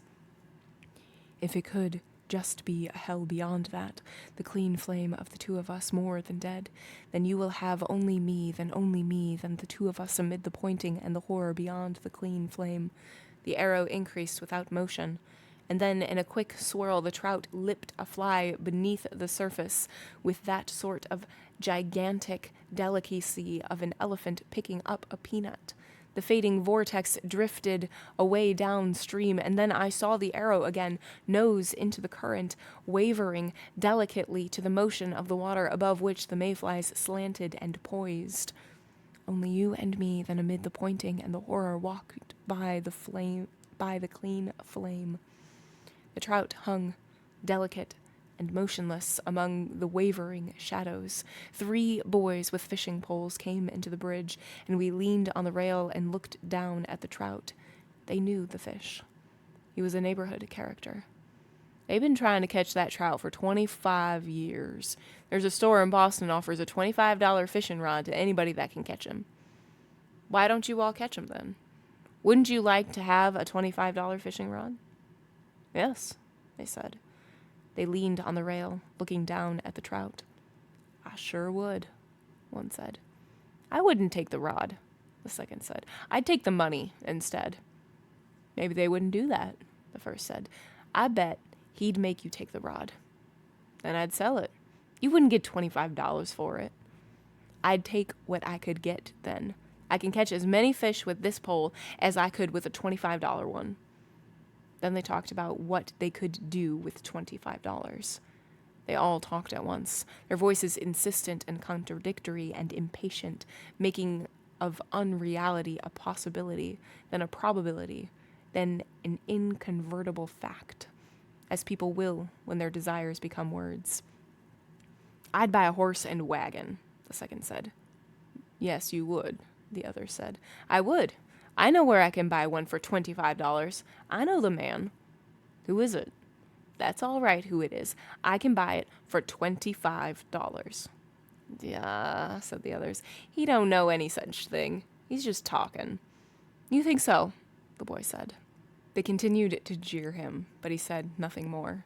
He leaned on the rail looking down at the trout which he had already spent, and suddenly the acrimony, the conflict, was gone from their voices, as if to them, too, it was as though he had captured the fish and bought his horse and wagon, they too partaking of the adult trait of being convinced by anything by an assumption of silent superiority. I suppose that people, using themselves and each other as much by words, are at least consistent in attributing wisdom to a still tongue, and for a while I could feel the other two seeking swiftly for some means by which to cope with him, to rob him of his horse and wagon. You couldn't get $25 for that pole, the first said. I bet anything you couldn't. He hasn't caught that trout yet, the third said suddenly. Then they both cried. Oh, what did I tell you? What's that man's name? I dare you to tell. There ain't no such man. Oh, shut up, the second said. Look, here he comes again. They leaned on the rail, motionless, identical, their poles slanting slenderly in the sunlight, also identical. The trout rose without haste, a shadow in faint wavering increase. Again, the little vortex faded slowly downstream. Gee, said the first one. You don't try to catch him anymore, he said. We just watch Boston folks that come out and try. Is he the only fish in this pool? Yes. He ran all the others out. The best place to fish around here is down at the eddy. No, it ain't, the second said. It's better at Bigelow's mill, 2-1. Then they argued for a while about which was the best fishing, and then left off all of a sudden to watch the trout rise again, and the broken swirl of water suck down a little of the sky. I asked how far it was to the nearest town. They told me. But the closest car line is that way, the second said, pointing back down the road. Where are you going? Nowhere, just walking. You from the college? Yes. Are there any factories in that town? Factories? They looked at me. No, the second said, not there. They looked at my clothes. You looking for work? How about Bigelow's mill? The third said, that's a factory. Factory my eye, he means a sure enough factory. One with a whistle, I said. I haven't heard any 1 o'clock whistles yet. Oh, the second said, there's a clock at the Unitarian steeple. You can find out the time from that. Haven't you got a watch on that chain? I broke it yesterday. I showed them my watch. They examined it gravely. It's still running, the second said. What does a watch like that cost? It was a present, I said. My father gave it to me when I graduated from high school. You a Canadian? The third said. He had red hair. Canadian? You don't talk like them, the second said. I've heard them talk. He talks like they do in minstrel shows. Say, the third said, ain't you afraid he'll hit you? Hit me? You said he talks like... dry up, the second said. You can see the steeple when you get over that hill there. I thanked them.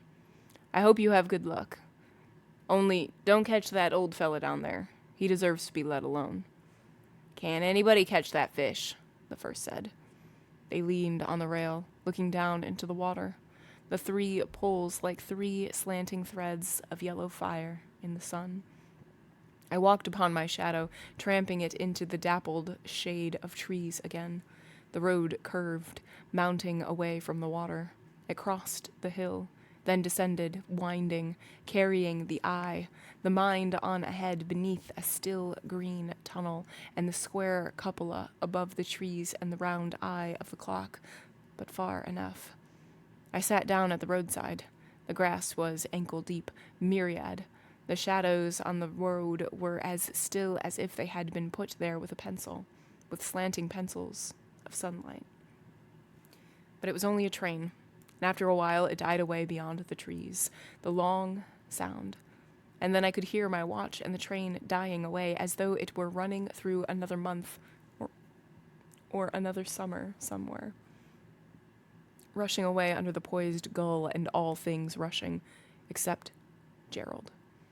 He would be sort of grand, too, pulling in lonely state across the noon, rowing himself right out of noon, up the long, bright air like in apotheosis, mounting into a drowsy infinity where only he and the gull, the one terrifically motionless, the other in a steady and measured pull and recover that partook of inertia itself, the world punily beneath their shadows on the sun. Caddy, that blackguard, Caddy. Their voices came over the hill, and the three slender poles like balanced threads of running fire. They looked at me passing, not slowing. Well, I said, I don't see him. We didn't try to catch him, the first said. You can't catch that fish. There's the clock, the second said, pointing. You can tell the time when you get a little closer. Yes, I said. All right. I got up. You all go into town? We're going to the Eddy for the club, for Chubb, the first said. You can't catch anything at Eddy, the second said. I guess you want to go to the mill with a lot of fellows splashing and scaring all the fish away. You can't catch any fish at the Eddy. We won't catch none nowhere if we don't go on, the third said. I don't see why you keep on talking about the Eddy, the second said. You can't catch anything there. You don't have to go, the first said. You're not tied to me. Let's go to the mill and go swimming, the third said. I'm going to the Eddy and fish, the first said. You can do as you please. Say, how long has it been since you heard of anybody catching a fish at the Eddy? The second said to the third. Let's go to the mill and go swimming, the third said. The cupola sank slowly beyond the trees, with the round face of the clock far enough yet. We went on in the dappled shade. We came to an orchard, pink and white. It was full of bees. Already we could hear them. Let's go to the mill and go swimming, the third said. A lane turned off beside the orchard. The third boy slowed and halted. The first went on, flecks of sunlight slipping along the pole across his shoulder and down the back of his shirt. Come on, the third said. The second boy stopped. Why must you marry somebody, Caddy? Do you want me to say it? Do you think that if I say it, it won't be? Let's go up to the mill, he said. Come on. The first boy went on. His bare feet made no sound, falling softer than leaves in the thin dust. In the orchard, the bees sounded like a wind getting up, a sound caught by a spell just under crescendo and sustained. The lane went along the wall, arched over, shattered with bloom, dissolving into trees. Sunlight slanted into it, sparse and eager. Yellow butterflies flickered along the shade like specks of sun. What do you want to go to the Eddy for? The second boy said. You can fish at the mill if you want to. I'll let him go, the third said. They looked after the first boy. Sunlight slid patchily across his walking shoulders, glinting along the pole like yellow ants. Kenny, the second said. Say it to father, will you? I am my father progenitive. I invented him, created. Him. Say it to him. It will not be, for he will say I was not, and then you and I will, since philoprogenitive. Oh, come on, the boy said. They're already in. They looked after the first boy. Yeah, they said suddenly. Go on then, mama's boy. If he's going swimming, he'll get his head wet, and then he'll get a licking. They turned into the lane and went on, the yellow butterflies slanting about them along the shade. It is beautiful. It is because there is nothing else, I believe. There is something else, but there may not be. And then you will find that even injustice is scarcely worthy of what you believe yourself to be.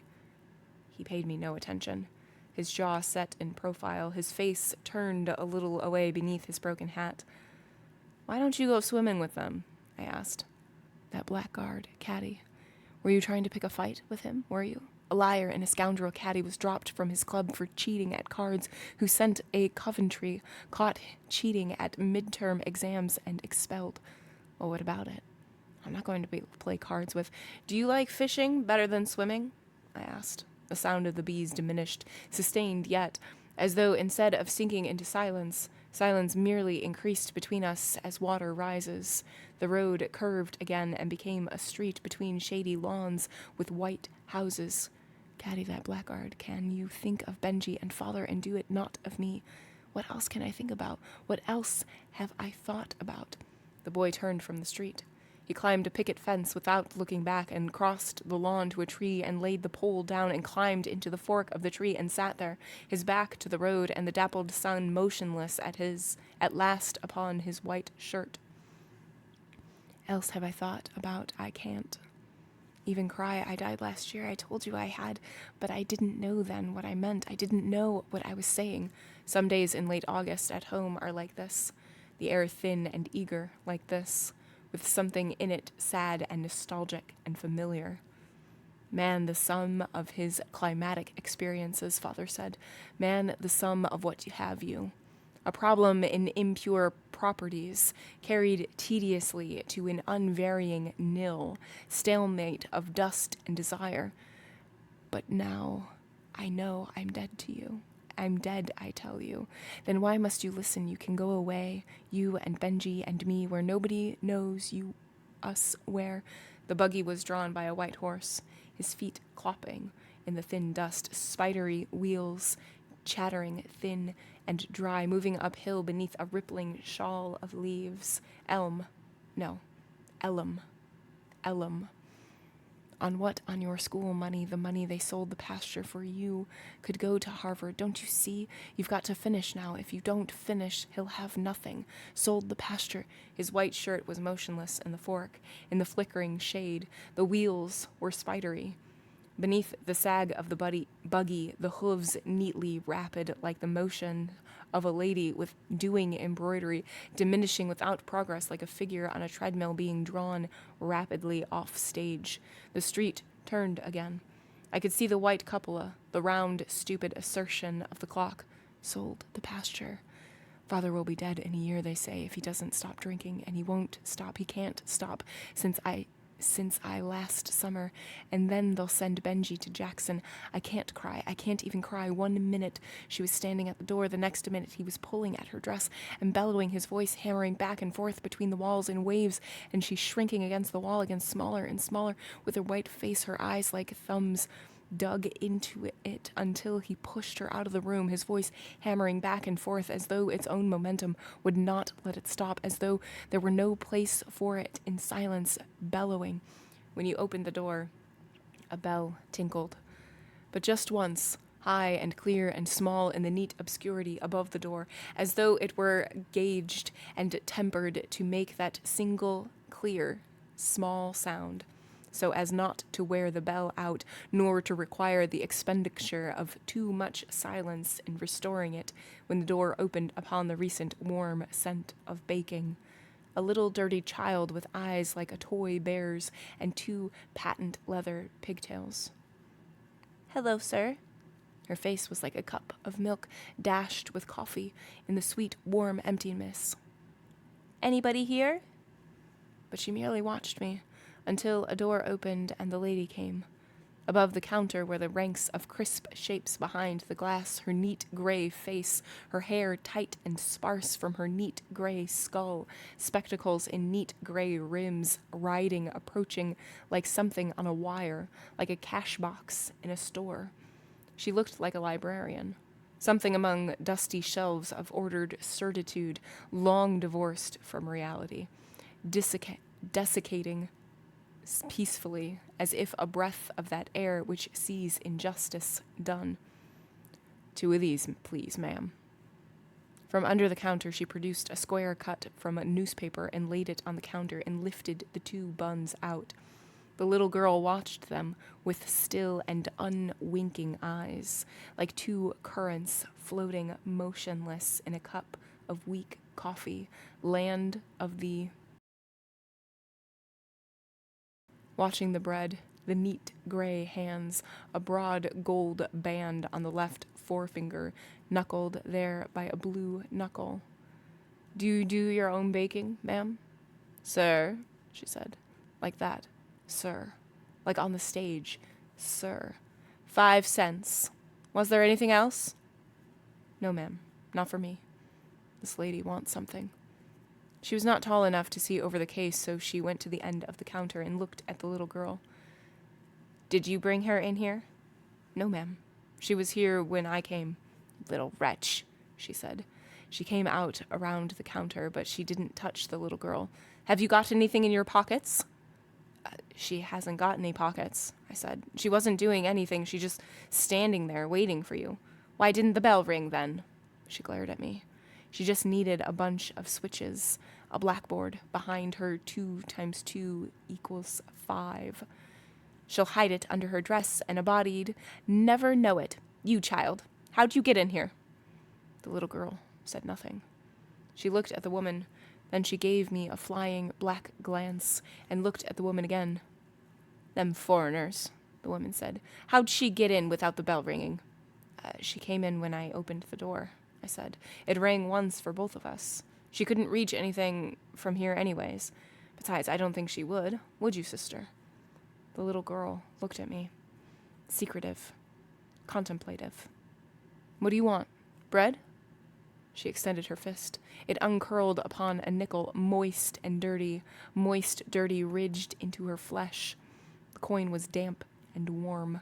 I could smell it, faintly metallic. Have you got a 5-cent loaf, please, ma'am? From beneath the counter she produced a square cut from a newspaper sheet and laid it on the counter and wrapped a loaf into it. I laid the coin and another one on the counter. And another one for those buns, please, ma'am. She took another bun from the case. Give me that parcel, she said. I gave it to her, and she unwrapped it and put the third bun in and wrapped it and took up the coins and found 2 coppers in her apron and gave them to me. I handed them to the little girl. Her fingers closed about them, damp and hot, like worms. You gonna give her that bun? The woman asked. Yes'm, I said. I expect your cooking smells as good to her as it does to me. I took up the 2 packages and gave the bread to the little girl, the woman in iron gray behind the counter watching us with cold certitude. You wait a minute, she said. She went to the rear. The door opened again and closed. The little girl watched me, holding the bread against her dirty dress. What's your name? I asked. She quit looking at me, but she was still motionless. She didn't even seem to breathe. The woman turned. She had a funny-looking thing in her hand. She carried it sort of like it might have been a dead pet rat. Here, she said. The child looked at it. Take it, the woman said, jabbing it at the little girl. It just looks peculiar. I calculate you won't know the difference when you eat it. Here. I can't stand here all day. The child took it, still watching her. The woman rubbed her hands on her apron. I've got to have that bell fixed, she said. She went to the door and jerked it open. The little bell tinkled once, faint and clear and invisible. We moved towards the door, and the woman's peering back. Thank you for the cake, I said.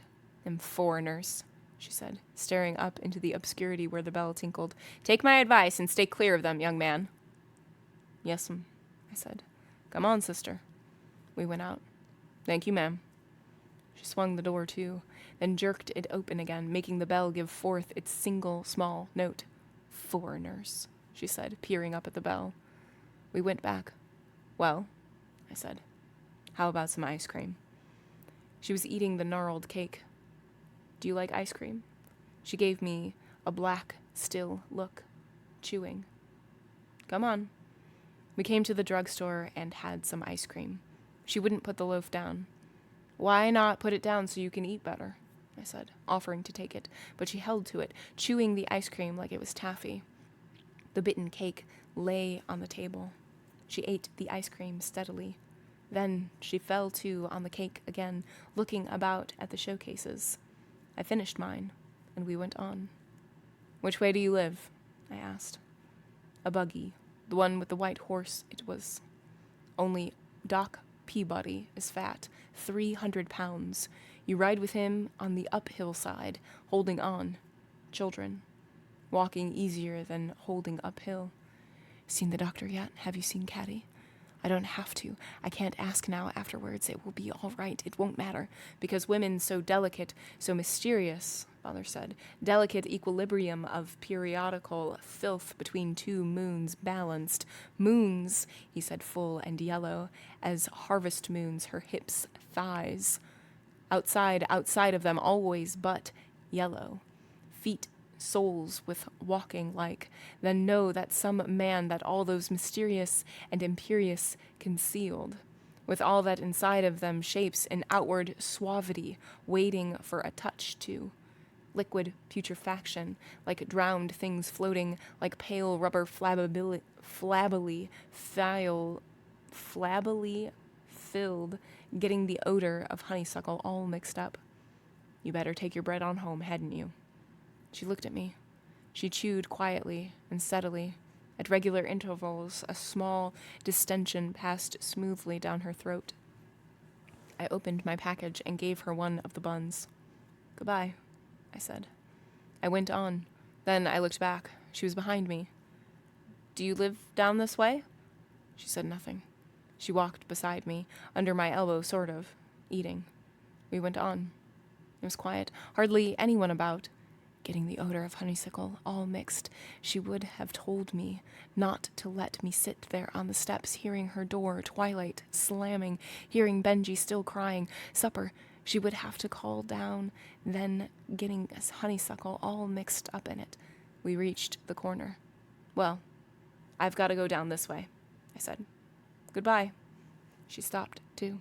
She swallowed the last of the cake, then she began on the bun, watching me across it. Goodbye, I said. I turned into the street and went on, but I went to the next corner before I stopped. Which way do you live? I asked. This way? I pointed down the street. She just stared at me. Do you live over that way? I bet you live close to the station, where the trains are, don't you? She just looked at me, serene and secret and chewing. The street was empty both ways, with quiet lawns and houses neat among the trees, but no one at all except back there. We turned and went back. 2 men sat in chairs in front of the store. Do you all know this little girl? She sort of took up with me, and I can't find where she lives. They quit looking at me and looked at her. Must be one of them new Italian families, one said. He wore a rusty frock coat. I've seen her before. What's your name, little girl? She looked at them, blackly, for a while, her jaws moving steadily. She swallowed without ceasing to chew. Maybe she can't speak English, the other said. They sent her after bread, I said. She must be able to speak something. What's your pa's name? The first said. Pete? Joe? Named John, huh? She took another bite from the bun. What must I do with her? I asked. She just follows me. I've got to get back to Boston. You from college? Yes, sir, and I've got to get back. You might go up the street and turn her over to Aunt's. It'll be up at the livery stable, the marshal. I reckon that's what I'll have to do, I said. I've got to do something with her. Much obliged. Come on, sister. We went up the street, on the shady side, where the shadow of the broken facade blotted slowly across the road. We came to the livery stable. The marshal wasn't there. A man sitting in a chair tilted in a broad, low door where a dark, cool breeze smelling of ammonia blew among the ranked stalls, said to look at the post office. He didn't know her either. Them foreigners, I can't tell one from another. You might take her across the tracks where they live. Maybe somebody'll claim her. He went to the post office. It was back down the street. The man in the frock coat was opening a newspaper. Ann's just drove out of town, he said. I guess you'd better go back to the station and walk past them houses by the river. Somebody there'll know her. I guess I'll have to, I said. Come on, sister. We pushed the last piece of the bun into her mouth and swallowed it. Want another? I said. She looked at me, chewing, her eyes black and unwinking and friendly. I took the other 2 buns out and gave her one and bit into the other. I asked a man where the station was, and he showed me. Come on, sister. We reached the station and crossed the tracks where the river was. A bridge crossed it, and a street of jumbled frame houses followed the river, backed onto it. A shabby street, but with an air heterogeneous and vivid, too. In the center of an untrimmed plot enclosed by a fence of gaping and broken pickets stood an ancient, lopsided surrey and a weathered house from an upper window of which hung a garment of vivid pink. "Does that look like your house?" I said. She looked at me over the bun. "This one?" I said, pointing. She just chewed, but it seemed to me that I discerned something affirmative, acquiescent, even if it wasn't eager, in her air. "This one?" I said. "Come on, then." I entered the broken gate. I looked back at her. "Here," I said. "This look like your house?" She nodded, her head rapidly, looking at me, gnawing into the damp half-moon of the bread. We went on. A walk of broken random flags speared by fresh, coarse blades of grass led to the broken stoop. There was no movement about the house at all, and the pink garment hanging in no wind from the upper window. There was a bell pull with a porcelain knob attached to about 6 feet of wire when I stopped pulling and knocked. The little girl had the crust edgeways in her chewing mouth. A woman opened the door. She looked at me. Then she spoke rapidly to the little girl in Italian, with a rising inflection, then a pause. Interrogatory. She spoke to her again. The little girl looked at her across the end of the crust, pushing it into her mouth with a dirty hand. "She says she lives here," I said. "I met her downtown. Is this your bread?" "No," the woman said. She spoke to the little girl again. The little girl just looked at her. "No live here?" I said. I pointed to the girl, then at her, then at the door. The woman shook her head. She spoke rapidly. She came to the edge of the porch and pointed down the road, speaking. I nodded violently, too. "You come show?" I said. I took her arm, waving my other hand toward the road. She spoke swiftly, pointing. "You come show," I said, trying to lead her down the steps. See, she said, holding back, showing me whatever it was. I nodded again. Thanks. I went down the steps and walked towards the gate, not running, but pretty fast. I reached the gate and stopped and looked at her for a while. The crust was gone now, and she looked at me with her black, friendly stare. The woman stood on and stooped, watching us. "Come on, then," I said. "We'll have to find the right one sooner or later." She moved along just under my elbow. We went on. The houses all seemed empty, not a soul in sight. A sort of breathlessness that empty houses have. Yet they couldn't all be empty.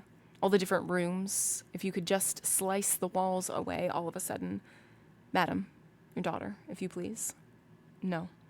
"Madam, for God's sake, your daughter?" She moved along just under my elbow, her shiny, tight pigtails, and then the last house played out, and the road curved out of sight beyond a wall, following the river. The woman was emerging from the broken gate with the shawl over her head and clutched under her chin. The road curved on, empty. I found a coin and gave it to the little girl, a quarter. "Goodbye, sister," I said. Then I ran. I ran fast, not looking back. Just before the road curved away, I looked back. She stood in the road, a small figure clasping the loaf of bread to her filthy little dress, her eyes still and black and unwinking. I ran on. A lane turned from the road. I entered it, and after a while I slowed to a fast walk. The lane went between back premises, unpainted houses, with more of those gay and startling colored garments on lines.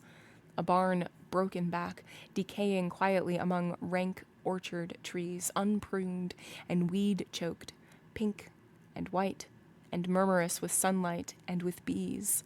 I looked back. The entrance to the lane was empty. I slowed still more, my shadow pacing me, dragging its head through the weeds that hid the fence. The lane went back to a barred gate, became defunct in grass.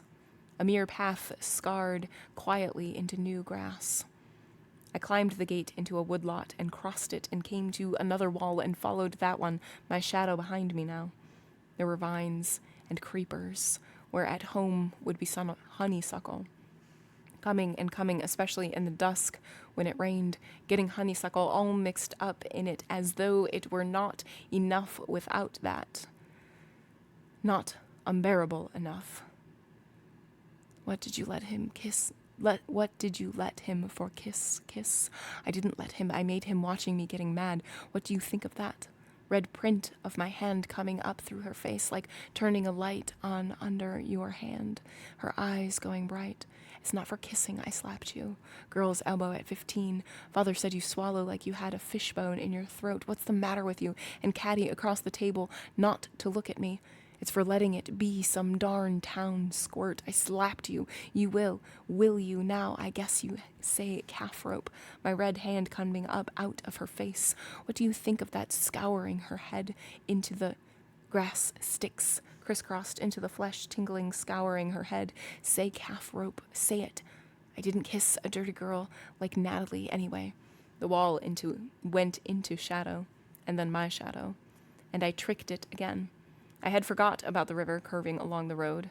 I climbed the wall, and then she watched me jump down, holding the loaf against her dress. I stood in the weeds, and we looked at one another for a while. Why didn't you tell me you lived out this way, sister?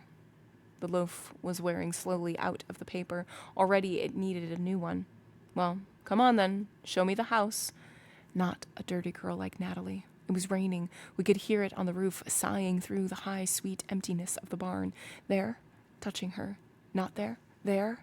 Not raining hard, but we couldn't hear anything but the roof, and as if it was my blood or her blood, she pushed me down the ladder and ran off and left me. Caddy did. Was it there? It hurt you when Caddy ran off. Was it there? Oh, she walked just under my elbow. The top of her patent leather head, the loaf fraying out of the newspaper. If you don't get home pretty soon, you're going to wear that loaf out. And then what'll your mama say? I bet I can lift you up. You can't, I'm too heavy. Did Caddy go away? Did she go to the house? You can't see the barn from our house. Did you ever try to see the barn from... It was her fault. She pushed me. She ran away. I can lift you up. See how I can. Oh, her blood or my blood. Oh, we went on in the thin dust, our feet silent as rubber in the thin dust where pencils of sun slanted in the trees, and I could feel water again, running swift and peaceful in the secret shade. You live a long way, don't you? You're mighty smart to go this far to town by yourself. It's like dancing, sitting down. Did you ever dance sitting down? We could hear the rain, a rat in the crib, the empty barn vacant with horses. How did you hold to dance? Do you hold like this? Oh, I used to hold you this. I used to hold like this. You thought I wasn't strong enough, didn't you? Oh. I hold to use like this. I mean, did you hear what I said? I said, oh. The road went on, still and empty, the sun slanting more and more. Her stiff little pigtails were bound at the tips with bits of crimson cloth. A corner of the wrapping flapped a little as she walked, the nose of the loaf naked. I stopped. Look here. Do you live down this road? We haven't passed a house in a mile almost. She looked at me, black, secret, and friendly. Where do you live, sister? Don't you live back there in town? There was a bird somewhere in the woods, beyond the broken and infrequent slanting of sunlight. Your papa's going to be worried about you. Don't you reckon you'll get a whipping for not coming straight home with that bread? The bird whistled again, invisible, a sound meaningless and profound, inflectionless, ceasing as though cut off with the blow of a knife, and again, and that sense of water swift and peaceful above secret places, felt not seen, not heard. Oh, hell, sister. About half the paper hung limp. That's not going any good now. I tore it off and dropped it beside the road. Come on, we'll have to go back to town. We'll go back along the river. We left the road.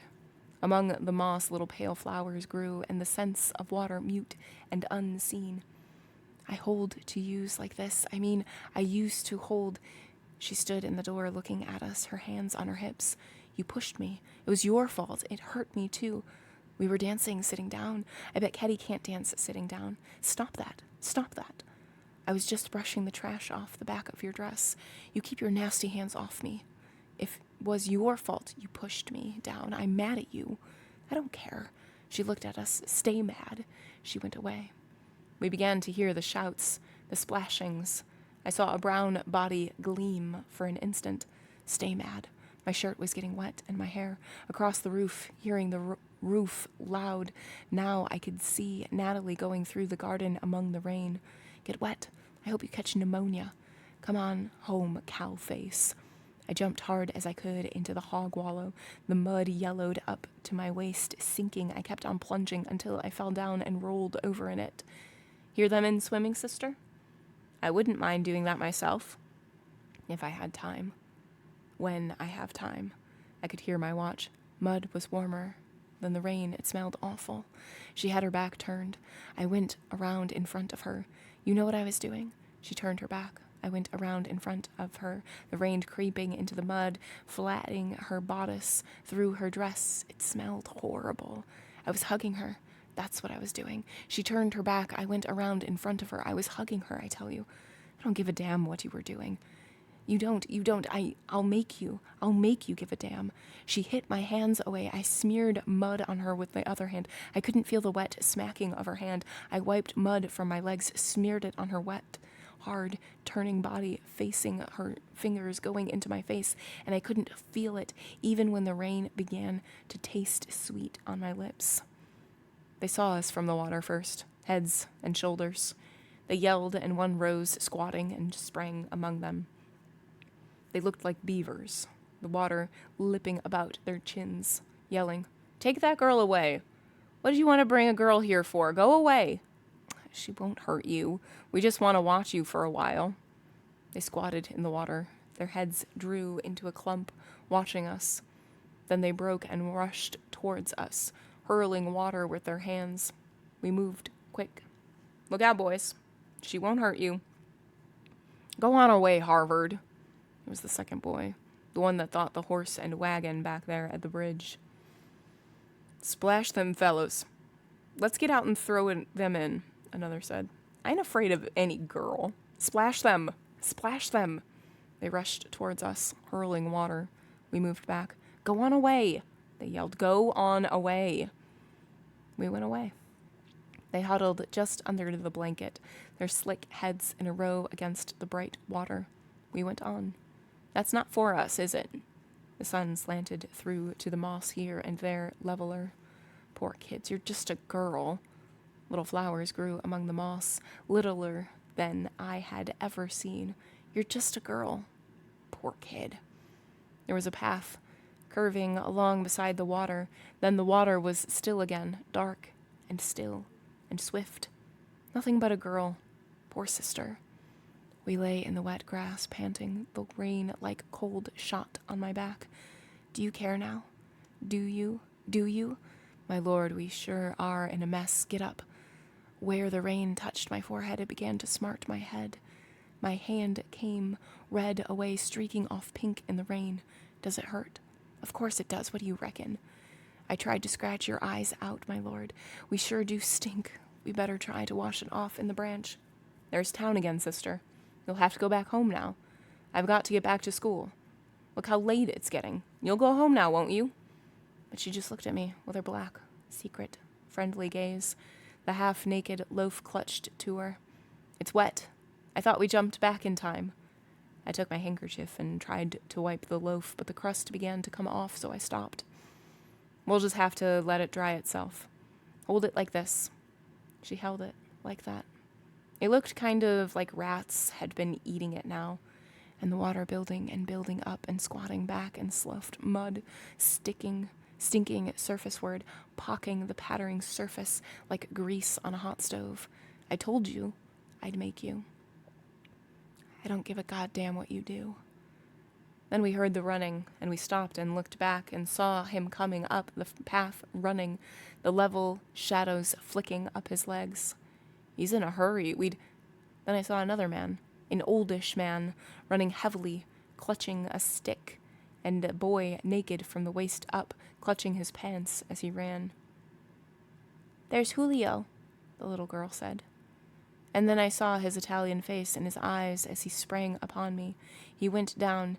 His hands were jabbing at my face, and he was saying something and trying to bite me, I reckon. And then they hauled him off and held him heaving and thrashing and yelling, and they held his arms, and he tried to kick me until they dragged him back.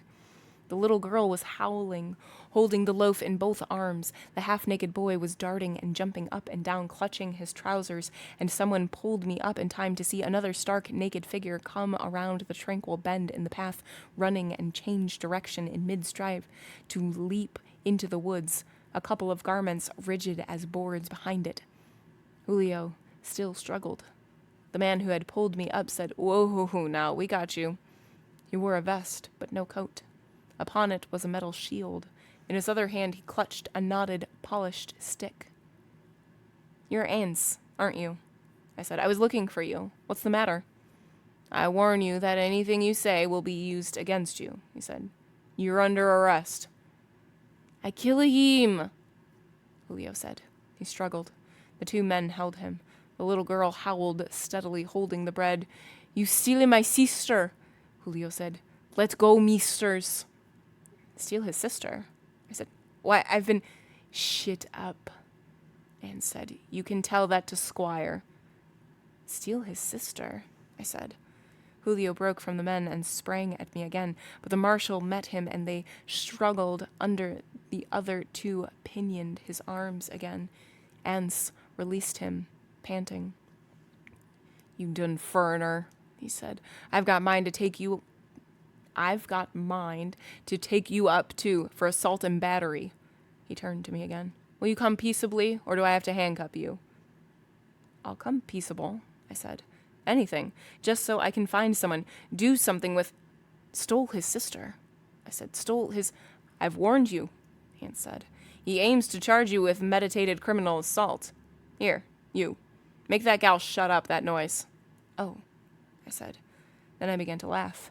Two more boys with plastered heads and round eyes came out of the bushes, buttoning shirts that had already dampened onto their shoulders and arms, and I tried to stop the laughter. But I couldn't. "Watch him, Ants. He's crazy, I believe."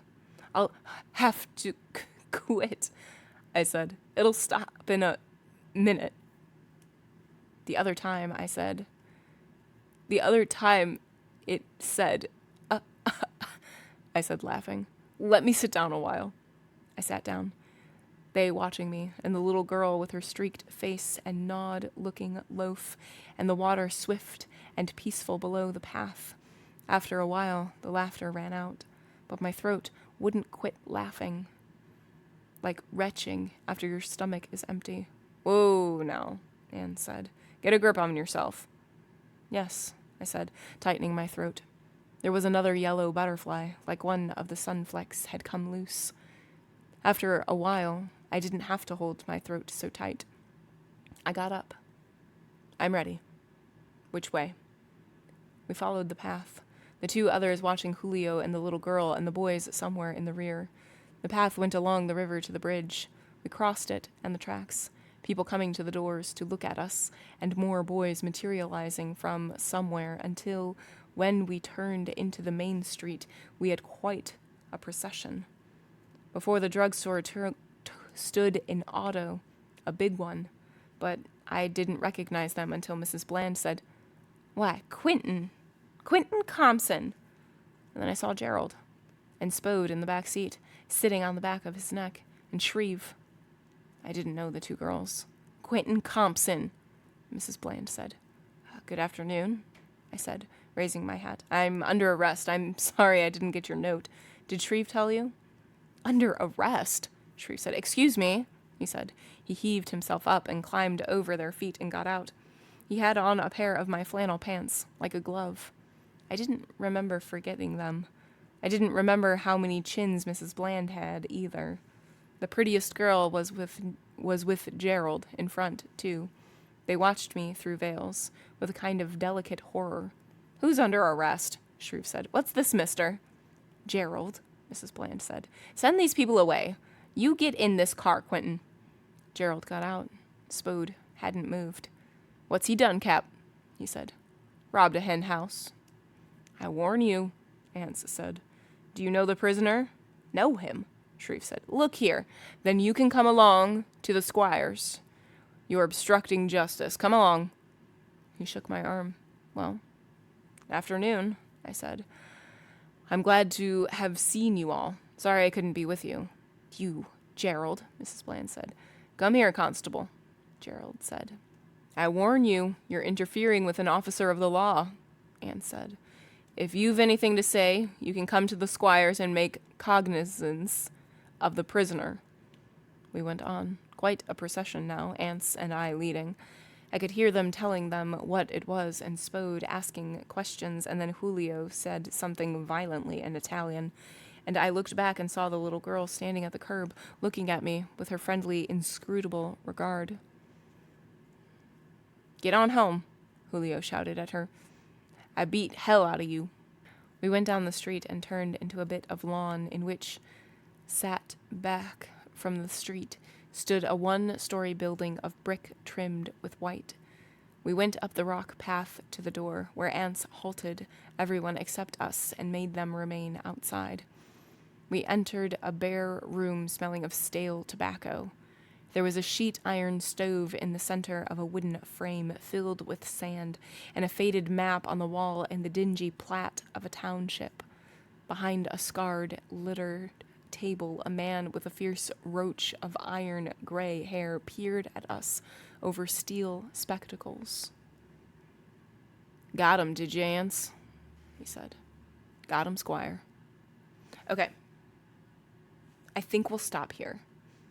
Yes, I know. It's not the end of the chapter. Yes, it hurts me a little bit on the inside to not end at a chapter, but I am not prepared to keep reading for another hour. I have a hunger. So I think we will end here. So we've just met the squire, and I feel like unsubscribing. I feel like that's a good spot to end, because now we're going to go into a whole discussion, it looks like, with the squire and Shreve and Ance and all of them. So I think that this is like a good lull to do. So that's good.